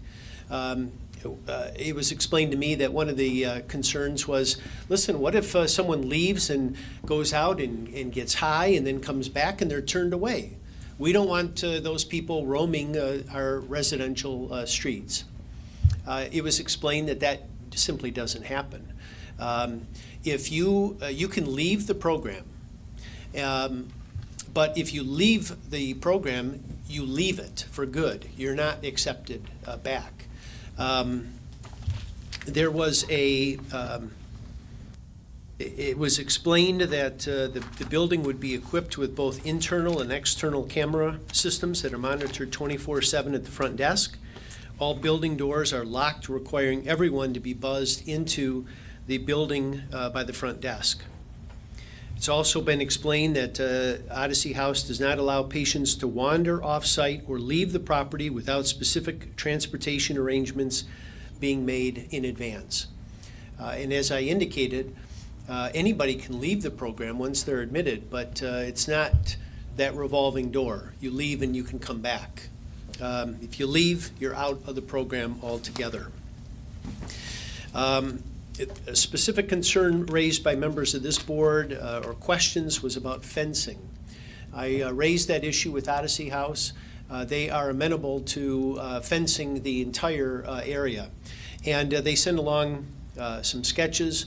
There is around a portion of that property right now a solid white privacy fence. They would complete the perimeter with that same material. I don't know offhand the size, but I'm guessing it's 6 foot at least in that range. And as I said, that's a solid obscuring fence. So as I said, I'm looking for some direction. We have the ability, this township board has the ability to settle lawsuits. And even if in this case it goes contrary to what the Planning Commission may have recommended. But as I indicated, I have my concerns about being able to sustain the Planning Commission's decision in light of the fact that many of the concerns that were raised are addressed by their business plan. In other words, do not actually exist. And two, there was another applicant that night proposing almost the same thing that was permitted. And so we have the ability to enter into a consent judgment which nails all of these details down. And I'm looking again for some discussion and some direction. So do you want us to approve that, the settlement that you've reached with them? Well, it's a settlement that I have discussed with them that was prepared and is in a consent judgment. And yes, if you would authorize me to go ahead and sign it, I would be happy to do so. Does someone want to make that motion? In order to get to discussion, I'll move that we accept what Attorney Gildner has presented this evening. Support. Does that give you enough clarity? It does for my purposes, sure. I know what you mean. Thank you, sir. Any questions for Attorney Gildner? Yes. Thank you, Mr. Gildner, for being here as always, and thank you for putting up with my conversation with you multiple times. I have done as you know I did. I rode all sides. I was behind Carmen Park. And the fencing is one of the issues that, thank you for addressing that, because folks that I had spoken to, that was a deep concern of theirs in that area. Also, you addressed the points, the key points, and I jotted them. Once out, always out. That was my concern. The doors, the lock, the front entrance. Thank you for addressing all those pieces. But basically, I think if the fence was there and the doors are locked, it's not an eyesore. It's not something, and using the white vinyl fencing, I'm not, and we had discussed chain link fence with the things slid in the fence to cover it, but the white vinyl to me is the same. It does a much nicer piece, and looking at the aerial and those things, I'm pleased with your works, and I appreciate your time. Thank you. Go ahead. Thanks for asking the questions for the community that they were concerned about people not just being able to come and go. If they go into the program and then they decide to leave, yes, they can leave, but they're not coming back. So it's not a kind of revolving door. So the security and then having cameras in the fences, I think you did due diligence there on in getting it clarified between Communities First and Odyssey House. Anything down this way? No? Will you take a roll call, please? Motion. I want to make sure I have the motion correct. Motion to approve and accept the information that Attorney Gildner presented. Is that it? I understand. I'm taking that to be that I have authority to sign the consent judgment on behalf of Flint Township. If that's what you intend by that, I'm fine with it. Okay, the mover was Mr. Clee, the seconder was Treasurer Anderson. Mr. Clee? Yes. Trustee Fafdal? No. Trustee Vert? Yes. Trustee Campbell, Yes. Treasurer Anderson, Yes. Supervisor Miller. Yes. So 5-1. Thank you. Thank you. Appreciate it. Thank you. Action item B, Chief Salter. Yes, ma'am, thank you. As we do every year, the first Tuesday of August, we have our National Night Out. And it's an opportunity for law enforcement to get together with the community members, just to see each other in a different light. Which is always a great event. We always have a great turnout. Some of the things, we have a canine demonstration, we got free food, of course, a driving simulator, bicycle giveaway, a Jaws of Life demonstration, inflatable games, bounce houses, dunk tanks. Plus, you have a bunch of different community partners that come there and explain the things that they offer to the township, which is great for the citizens. On top of that, every time we do this, we got to close down Norco and Fleckenstein. To do that, we need a resolution from the board to send to the Genesee County Road Commission asking for permission to close that road down right there. So I'm asking for a resolution from the board, which is in your packet, to shut down the road. Clea would move that we present the resolution as offered to us on this day to close Norco and Fleckenstein, per the stated distance in feet from O'Neill, South 500, et cetera, from noon until 8 p.m. on August 1st, 2023. I'll second it. Any questions or discussion? All those in favor of approving the road closure for the National Night Out signify by saying aye. Aye. Those opposed? That's passed. I just want to clarify, the time is 4:30 to 8 p.m. is when National Night Out is. We shut it down at noon so we can get prepared for it. And may I? Of course. Anybody that would like to help set up, or anybody that would like to help set up on a 90-degree day at 10 a.m. until it's ready to go, and then, of course, you can stay after and help us tear it down after being in the hot sun, and it's all appreciated. But anybody that would like to do that, please contact Chief or Officer Chiza or myself. Thank you. Action item C is Bikes on the Bricks resolution. Tracy, did you want to speak to that? This has been done for the last few years. This is the Bikes on the Bricks, which is the motorcycles. They start out at Harley and they do a parade of the bikes throughout different communities and then end up down at the flat lot downtown.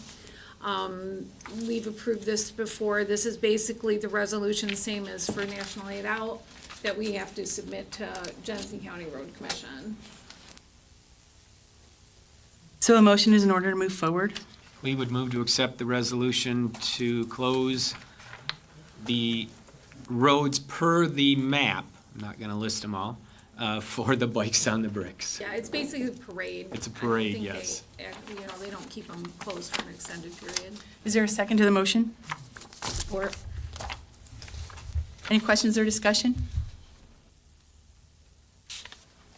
All those in favor of approving the resolution for Bikes on the Bricks parade signify by saying aye. Aye. Those opposed?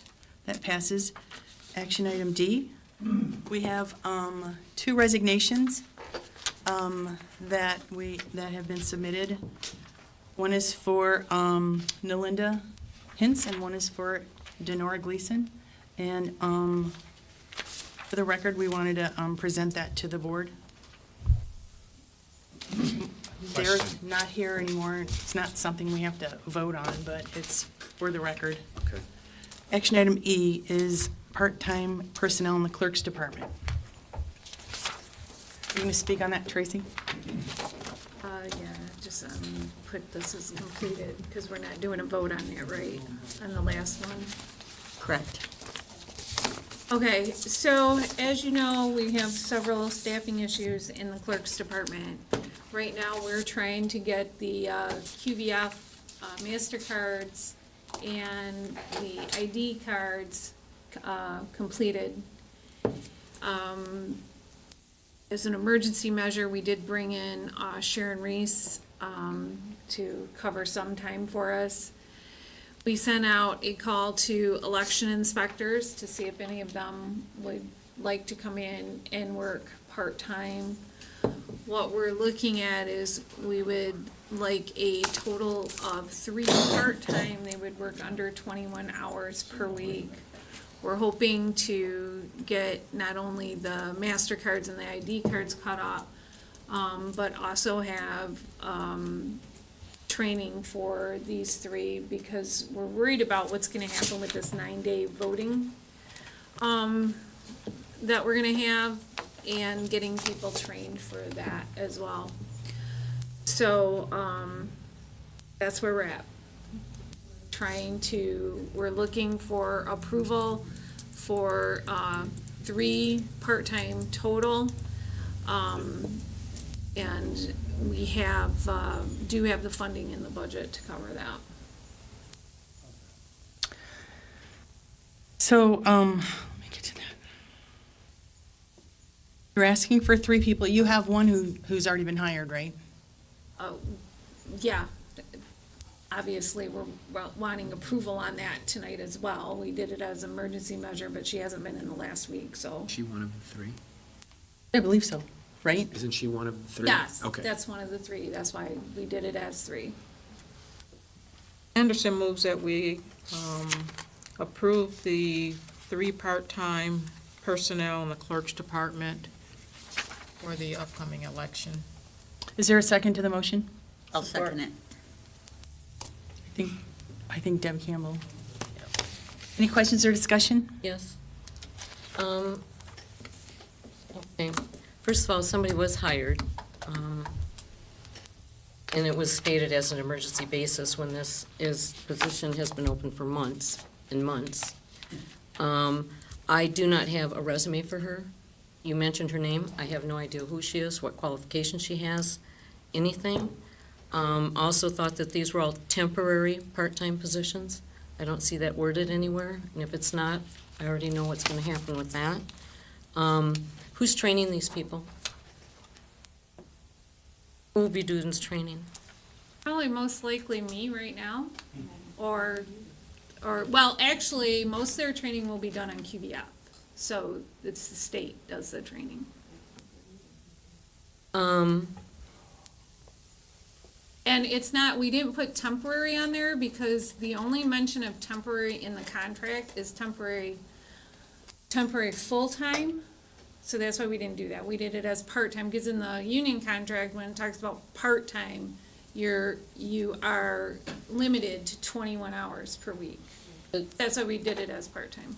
Because I know we wanted to avoid what happened the last round, and there was a temporary full-time. Right. That's So why you can use I the didn't word- put it in there. I was trying to avoid that confusion altogether. But maybe it should stay, is what I'm saying. That's my opinion, okay? Also, who did the interview? Today I talked to the 4 people that were here. Manya did the original interview with Sharon, who was actually a member of the Board of Canvassers. And the 4 that I spoke with today were actually, all were election inspectors for us. The They've worked policy for us states before. that the supervisor and the department head does the interviews. I was just curious if our supervisor was I'm the notified deputy of this. clerk, so clerk was supposed to be. Also, what do you mean by ID cards? The voter ID cards? What's wrong with They were them? the voter ID card. Have they been corrected from the last round, the last election? There were issues with them coming back because the postage was wrong? And there were so many people that didn't receive those, am I correct? I'm not aware of that issue. I know there were some that were returned, and I know that they had, they went on the list for receiving, for moves and things like that. But the ones that I did were all new voters that need to get their ID card. So I will check the postage on that for you. I haven't sent them out yet, so we just printed them. So are we gonna get any paperwork on this person that was hired? Paperwork on, Who you she want is, their what she is? applications? We usually do that. What we're asking is to be able to hire. If you want us to come back to bring you the names, But we can do that. I'm just asking these questions. Okay, that's it. Any further questions or discussion? Oh, but we didn't get paperwork on the guy we just hired out of the building department. It should be consistent. Yes, there is And Barb, paperwork. we were here and we didn't sit in on personnel committee didn't sit on that interview. Because you didn't answer When your you and emails. Kevin were in there. We were right in our offices. So the question is, are we gonna hire 3 part-time people? 21 hours a week, and it's temporary, is that correct? And what's the pay? $16.95, it's lower than what we pay anybody here. And so that's for this year. I mean, we have to work with the union contract. They're not union employees, but we have to abide by the union contract. And they allow for someone to be part-time, 21 hours or less. Correct. We're gonna train them. Are they gonna work into the presidential election? Well, I mean, it depends on if the state's gonna help us pay for this, right? I mean, we can't, it's gonna depend, and it's gonna depend on what's going on with our full-time people. Because there's no one in there right now. We're kinda in a Nobody. jam. Yeah, you have nobody in your clerk's department right now. Right. So any further discussion? Well, yes, I do have a couple of statements to be made, comments to be made. So we're asking right now to look at the opportunity to hire 3 part-time, and I'll clarify that, part-time, non-union capable individuals to work less than 21 hours, up to 21 hours or less. Listening to what Trustee Vert stated in the respect that we're not actually going to, we don't have anybody that we're hiring at this point other than confirming the first one that went to work 2 weeks ago, correct? Okay. So my questions then are, this particular comments, or these particular requests this evening are to reach out again to our elections officials, elections folks who have, some have already expressed an interest, I understand that, to possibly come and assist us. Are any of those election workers, are any of those qualified to use our computer system for the QEs? Are any of them qualified in that respect? That's my first question. No? Okay. You said they were going to get the training from the Yeah, state, they though, have the to get the QVC. training. They have to get the training for the QVF. QVF. And part of that training, yes, will come from the state, but won't we need somebody that's QVF trained overseeing that the entire time? Just asking. No, it's done by them through Michigan e-learning, that's how they get trained. So it's done, well, I mean, after they get trained, obviously, we'll be checking to make sure that they've done everything right. We're not just gonna, like, give it a free-for-all, but. I'm just, yeah. Yeah, no, I'm just saying, but the Understand. original training is done on Michigan's e-learning center, and they have to have so many hours before the state will allow them on the QVF system. So they have to complete that before the state will even do it. Is Right that- now, though, is- the biggest thing we have is filing. Is that, are those individuals doing this training in our office? Yes, they would be doing it. Okay, and are they doing that, so, as I read this, we're asking that 2 individuals be in the office at all times. Would that mean that the lights will be on and people will be able to come up to the door and get assistance by one or both of these, or Madam Clerk in that respect? That's cool. Okay. I'm looking at the fact that others in this room have asked the same question, that the lights, you walk in and unfortunately the lights it's dark in that room. And I don't want to see that, especially since we're a year away from a presidential election and we have individuals that don't have, we don't have anybody that has a clue, if you will, in there to assist Madam Clerk right now. I would support getting the correct people in that office, and I would support voting to put according to, and I spoke to Kevin about whether the numbers were there, we could afford to pay for this, and it would not take away from anything, any other dollars, it wouldn't put us in a bind. We're not paying that person that is the full-time person, she's not on payroll right now anyway, am I correct? Okay, so the dollars would be there to pay that, if my understanding. in order to support the residents out here and everybody else, I would support putting a couple of individuals in there at a part-time basis, as long as it's clarified that they are not going to come into the union at any position at any time after the 21 hours plus. Don't make a mistake and allow them to work 22 hours, da-da-da-da-da.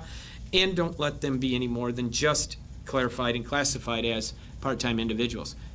Maybe it works out that we have a position down the road that one of these would be eligible for. But I feel that we need somebody in there, and I need the lights to be on when Jean Leverett walks to the door. I need it when Mr. Shoemaker needs to get information on the corner of Ballinger and Miller Road, and if he can't get it at the clerk's office because the lights are off, he's going to have a hard time.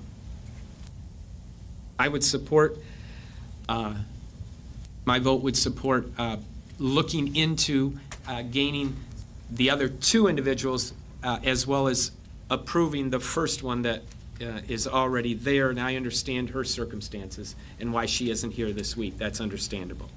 And it's not my place to share her personal endeavors and issues, but I would support the part-time. That's my talk for the night.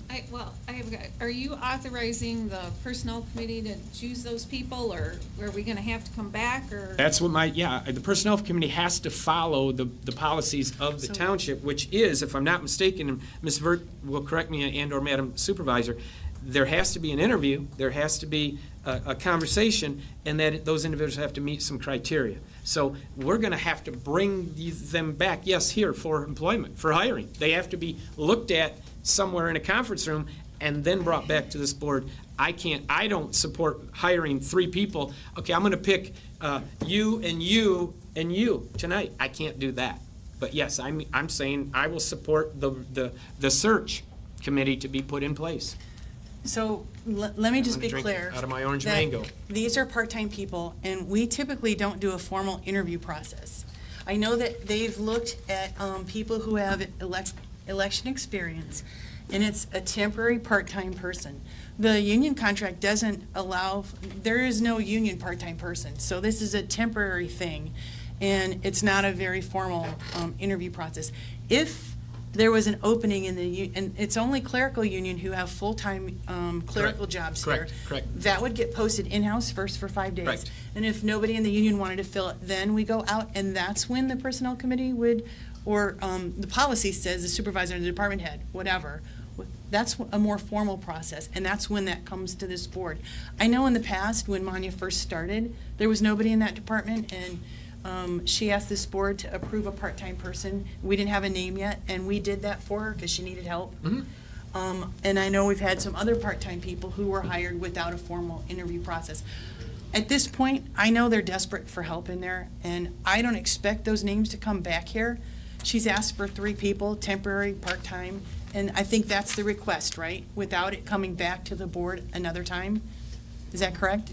Yeah. Is that your? Yes, that's my Lisa understanding. made the motion and I seconded it, so Yes. I thought we were gonna vote on. Right. I could have discussion, and that's what I was doing, is discussing the Yep. fact that where are we finding these people? Yes, I think it's a great idea that we looked at and we reached out to our elections Yeah. workers. That's Yeah. an amazingly smart idea. But we still need to do a search. I don't want Sally Smith and John Jenkins looking at my papers without any kind of a clarification of who they are.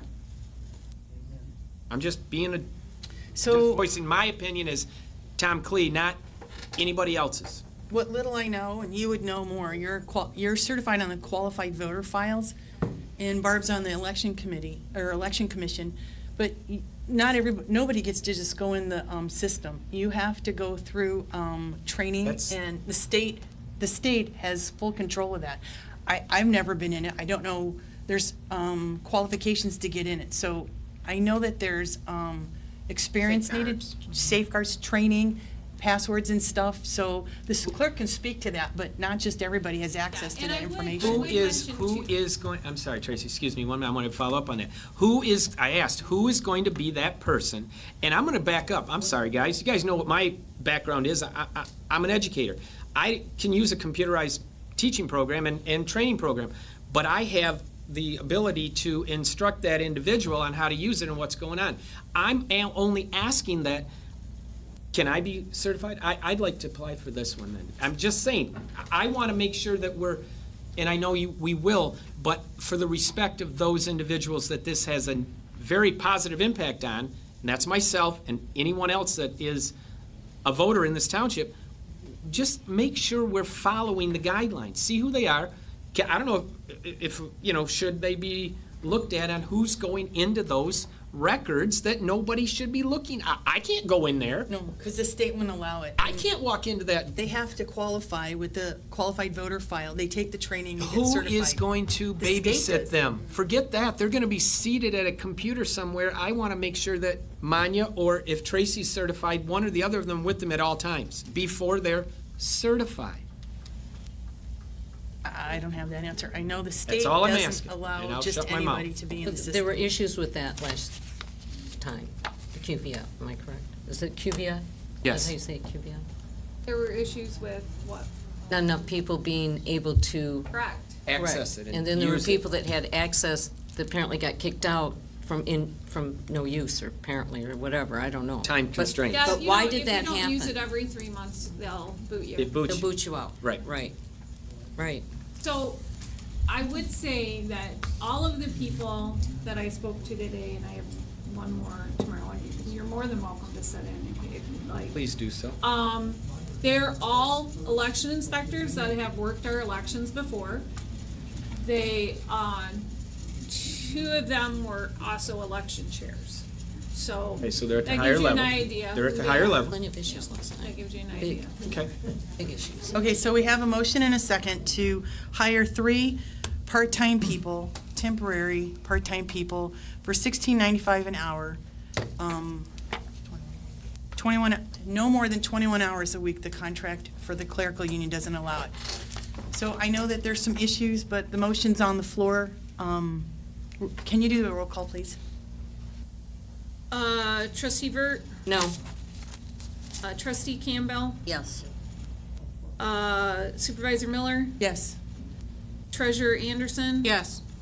Trustee Klee, They're voting for you.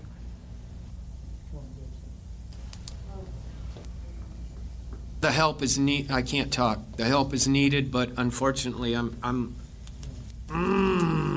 torn. I vote no. Is there one more vote? Did you? that was it. No, she didn't get Carol Fett. Oh, I'm sorry. I thought so. I'm sorry, Carol. okay. Trustee Fafdo. Yes. Thank you. So is that 1, 2, 4 is that to 4 to 2? 4 to 2 with one absent. Yes. All right, action item F is a parking lot maintenance and repair. Brad? Oh, I'm sorry. gonna let you, speak on that, you guys. I'll let you do this part because you started it all off, so. Yeah, I'll pass the buck on this. Shots fired. Yes, so we started looking at some of our improvement projects that we've needed to take care of around our fire stations. Included in that is our aging parking lots, especially at stations 2 and 3. They are getting pretty old. There's a lot of holes in them. In the wintertime, they like to collect water. They freeze up and can be a trip hazard. I personally have fallen on more than one occasion in them. So this is one of those improvement projects that we've been wanting to get done. I brought it to staff meeting several months back. It was brought, obviously, that we have a lot more parking lots in the township and that they all need some attention. So I think all of us have kind of worked hard on trying to get the right estimates and things like that. I know it's been extremely difficult for us to get estimates. They're just such small projects that it's difficult to get some of these companies out. So we worked through Asphalt Management and Corporate AMI, I believe is what their name is. And that's who we would like to use for our 3 stations, and I believe you guys are on the same page? Yes, police department's on the same page. Like Chief Beckley said, it's just a maintenance of our parking lots. If we don't do any type of maintenance on our parking lots over the 10, 15 years, then it becomes a $100,000, $200,000 project. So I wish we could repave the whole parking lot. I'm sure Chief Beckley does too, but cost constraints sort of limit our ability to do that. So this is sort of just gonna, every few years, we're probably gonna come back to the board and ask the same thing. Can we patch it up a little bit? Can we do this? Can we do that? This is small right now to prevent the big, large project in the end. part of the quotes too, Chief Beckley started out with his quote, then we got a few different quotes, of course, for the police department parking lots, the township parking lot, and the senior citizen parking lot. So this is just a repair. It's fixing the cracks and doing a seal coating. And it's thousands of dollars compared to hundreds of thousands of dollars. Yes. So your recommendation is to move forward with these guys. When we got the quote of the scope of the work, we sent that out. I sent it out to 7 other paving companies. One said they'd get back with us, and they never did, and the others declined to quote because it's such a small job. So that's why I only have this one here from AMI, and they're local too. So on your recommendation, a motion would be in order to move forward. We would move that we accept the recommendations of the 2 chiefs on the property's asphalt maintenance agreements. Get to discussion. Say it again? Should we? Yeah. All right, I'm going to ask the question. They're all lumped together as one, and that was the better of the situation. So are we going to keep them? You and I had this conversation. You and I had. Are we going to? Do you want it all lumped as one piece, or should we tackle A through J individually? That's just my question on. I mean, it's all the same. It's all the same package, and they each quoted all the pieces. I would just soon just go one resolution and give it all to them and let them go to work and get it done. So We're in not- these quotes, there's 2 options. One has one code application, and Right. option 2 has a 2-coat application. We talked about this, and you wanted to go with the 2-coat application. It's a small amount more, It's and it minimal. will do a better job for us, 5+ especially through the years. winter. 5+ years. I'm sorry, I need clarification. So which, are you on the ad building? We're not on any one in particular. There's the 3 fire station parking lots. There's the police department parking lot front and back. Right. There's our township parking lot, and then there's the senior Senior center center. parking lot. How come the fire department 1 doesn't have a option 1 and 2? Already addressed that, I'm sorry. Well, that was one of the, that's why I wanted to say, do we want to just lump it all as the option 2? Admin building is 2 on estimate 14,356. You look at Maybe can we, option. No, because the fire station parking lot was the one most recently repaired. You had This one some, was correct, yep. And then the other 2 stations, if I may, they're gonna do some repair work with infrared heat repairs to those lots to help fix some of the holes and the really, really bad spots. With the additional cost of the repair work that needed done, we just opted for the 1 code option for those because there's so much other work that has to be done. So budgetary wise, we felt it was better to stick with that. I'm still not clear. So can you just look at one of them and tell me? Look at, Administration building? okay. Okay, Go we've got an option 1 and to- option 2. Does the restripe come with option 1 and 2? No, that's an What do additional we- cost. That's an additional 675. So what are we 675. approving out of this? How much of this are we approving? All of it? I mean, So option 1 Total or price. 2 and? option 2, Option, There's no total. for the police department, the option 2 plus a restripe plus a hot crack repair. right. Right. And that's what we'd ask, except for fire station 1 doesn't have option 1 or option 2. Correct. But the others So we're do. going for this, this, and this. Right, Right. so we're forget option 1 at the top of all of them. We're doing option 2, but but station 1 doesn't have an option 2 because it is Infrared hot repair. not as bad Okay. a situation. Option 2, the restripe and the. The restripe, 675, and the hot crack repair, correct? Okay. Yes, ma'am. Thank you. Yes, ma'am. So they're not doing that. It would be this. it'd And be all of them will option need the 2. restripe, and all of them, Restripe. Seal coat. Hot crack repair, correct. okay. And for the, That's what I said. all of these for the fire department, all 3 of these are, we're That's approving correct. all 3 of these amounts. That's correct, yes. Okay. That's what I said. Do we want to? Tom, I'm sorry, were you including the infrared? You're not doing that. Is that what it is? The infrared, you're not doing the infrared? Just the Yes. hot crack? He wants the. We are the fire department. Fire department We're doing is. that, yep. That's And why I there's one said. for senior center too. why I asked, should we Yeah, these do each amounts of aren't- these individually? Well, it'll be ours and two. That's why I wanted to know if we should do each one Maybe we individually. should at least go through and Go ahead, if you want highlight to. the numbers so that Tracy Yep. captures what we're approving on each one. Can we do it that way? I can give you the total price for the police department. It'd be easier. But yeah, I think you're way better. Yes, that's okay. So So let's just, let's do it that way. Okay. For you. let's start with a number. Let's start with Fire Station 1. Okay. Hold on. Estimate number 14098. Okay? Wait, Yes. It's at the top. Estimate Yes, 14098 14098. at the Okay. top. okay. Okay, so, Chief, That one I would like to do the seal coating, the hot crack, crack repair, and the restripe. So the entire estimate on that one is correct. okay. And then, As stated. let's turn the page to Station 3, which is 097. This one is also correct with the infrared repair, seal coat, and stripe. Okay. And then that takes us to, that jumps out. So let's come here to the ad building. How about that, folks? Okay. So we eliminate option 1 altogether. So that 5172 goes away. So you're looking at seal coat, restripe, and hot crack, am I correct? Kevin? I don't see Fire Station 2, do you? Yeah, it's on the back. For right We're now. looking for it right now here. Did I skip it? I thought we had it. You didn't say it. You went from 1 to 3. I don't have to. You don't have to. We don't have I to. sent it to her. Wait a minute. What did I do? I don't think any of us have two. We have 1 and 3 on Right, our. we don't have to. Oh, shit. So I guess we skip it. No. No, That's it's, the biggest one for us. She's like, no, we have to. Fire Oops, sorry. Station 3, Fire Station, is it Fire Station 1? no. Is No. 1 the one we're missing?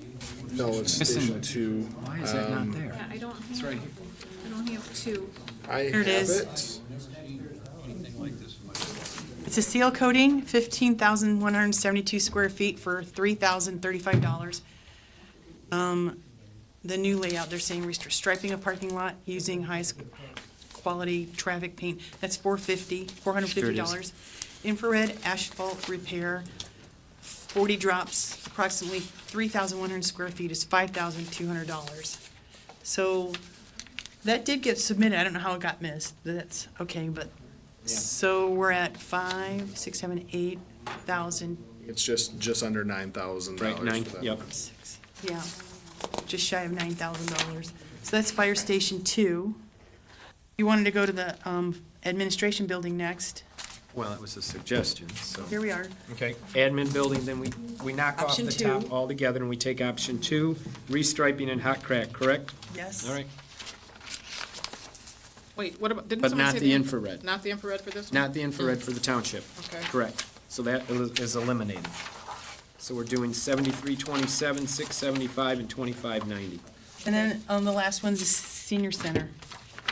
Option 2. You didn't do police department, did you? Well, we'll Oh, go we back, did- we'll come back to sorry. it. Seal coat 1 is gone, option 2, Okay. and infrared is a drop. Okay, No, wait, I think we should do that over there. At the senior center? Yes, definitely.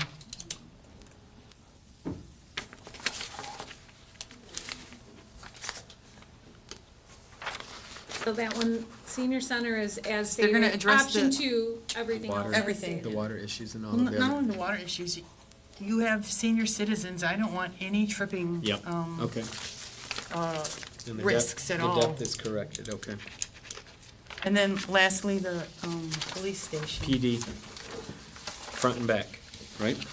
Kevin, is that correct? Chief, Correct. I'm sorry, front and Option back? 2 for both front and back, both restriping, both hot crack repair. We also got the infrared on the back side. That's where all the patrol officers park.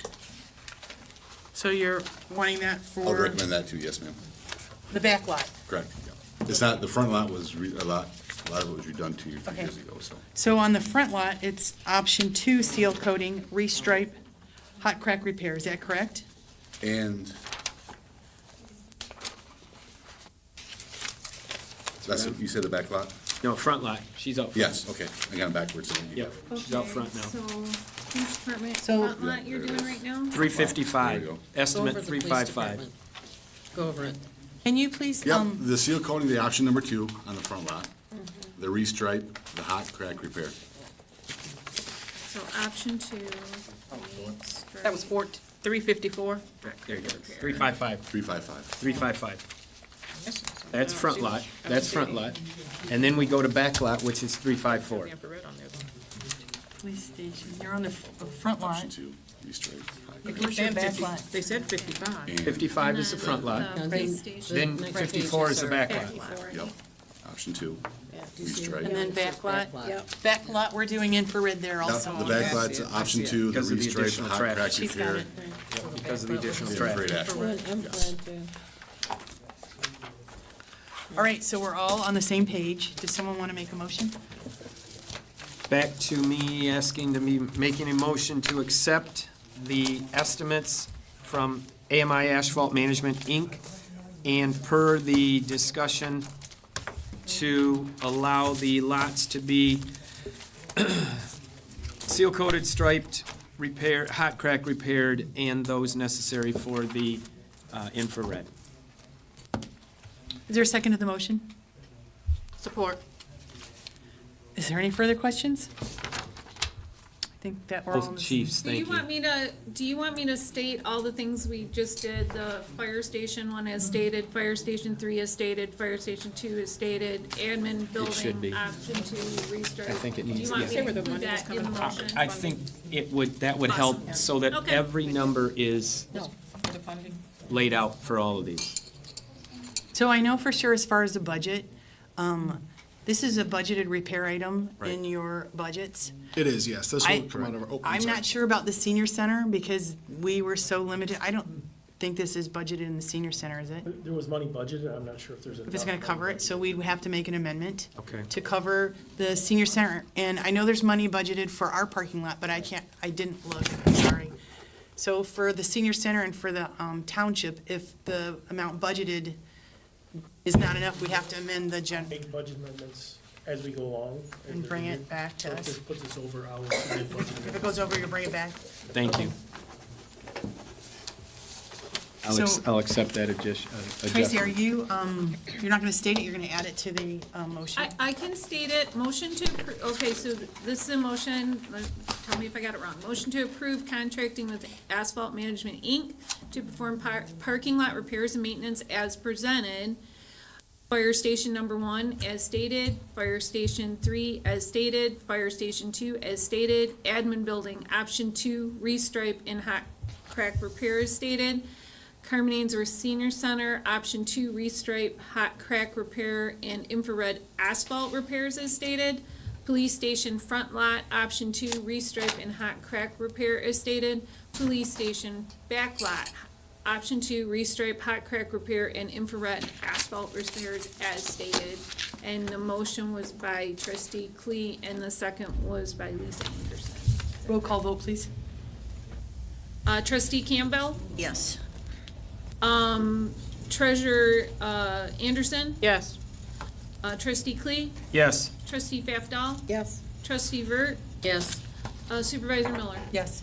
Thank you. Thank you, Board. Thank you, Board. Unanimous. So can, Brett, were you the one who originally reached out to them? Yes. Could you please contact them tomorrow to see when we can get all these scheduled? Will do. We just talked about that a second ago. Yes, Well, we're I trying to did- go like this. I got a But yeah, notice. say put it on his. We're trying to get fiber optic for the data, and I see that they're able to connect the police department, like, in a couple of months.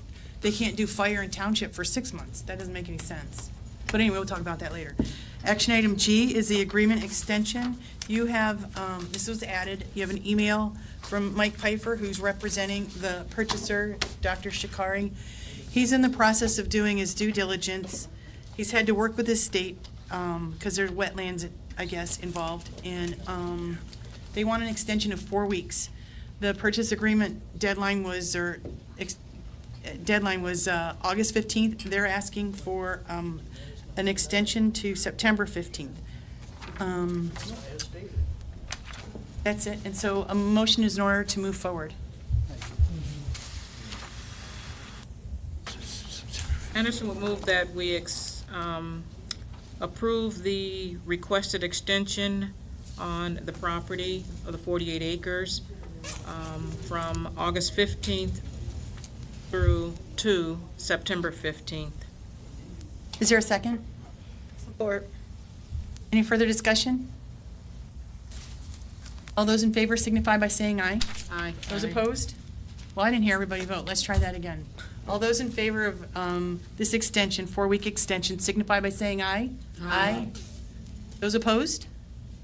So that's unanimous. Our next meeting is August 7th at 6 PM, and if there's no further business and without objection, call the meeting adjourned. You should have seen that. He's got, so he hasn't got that.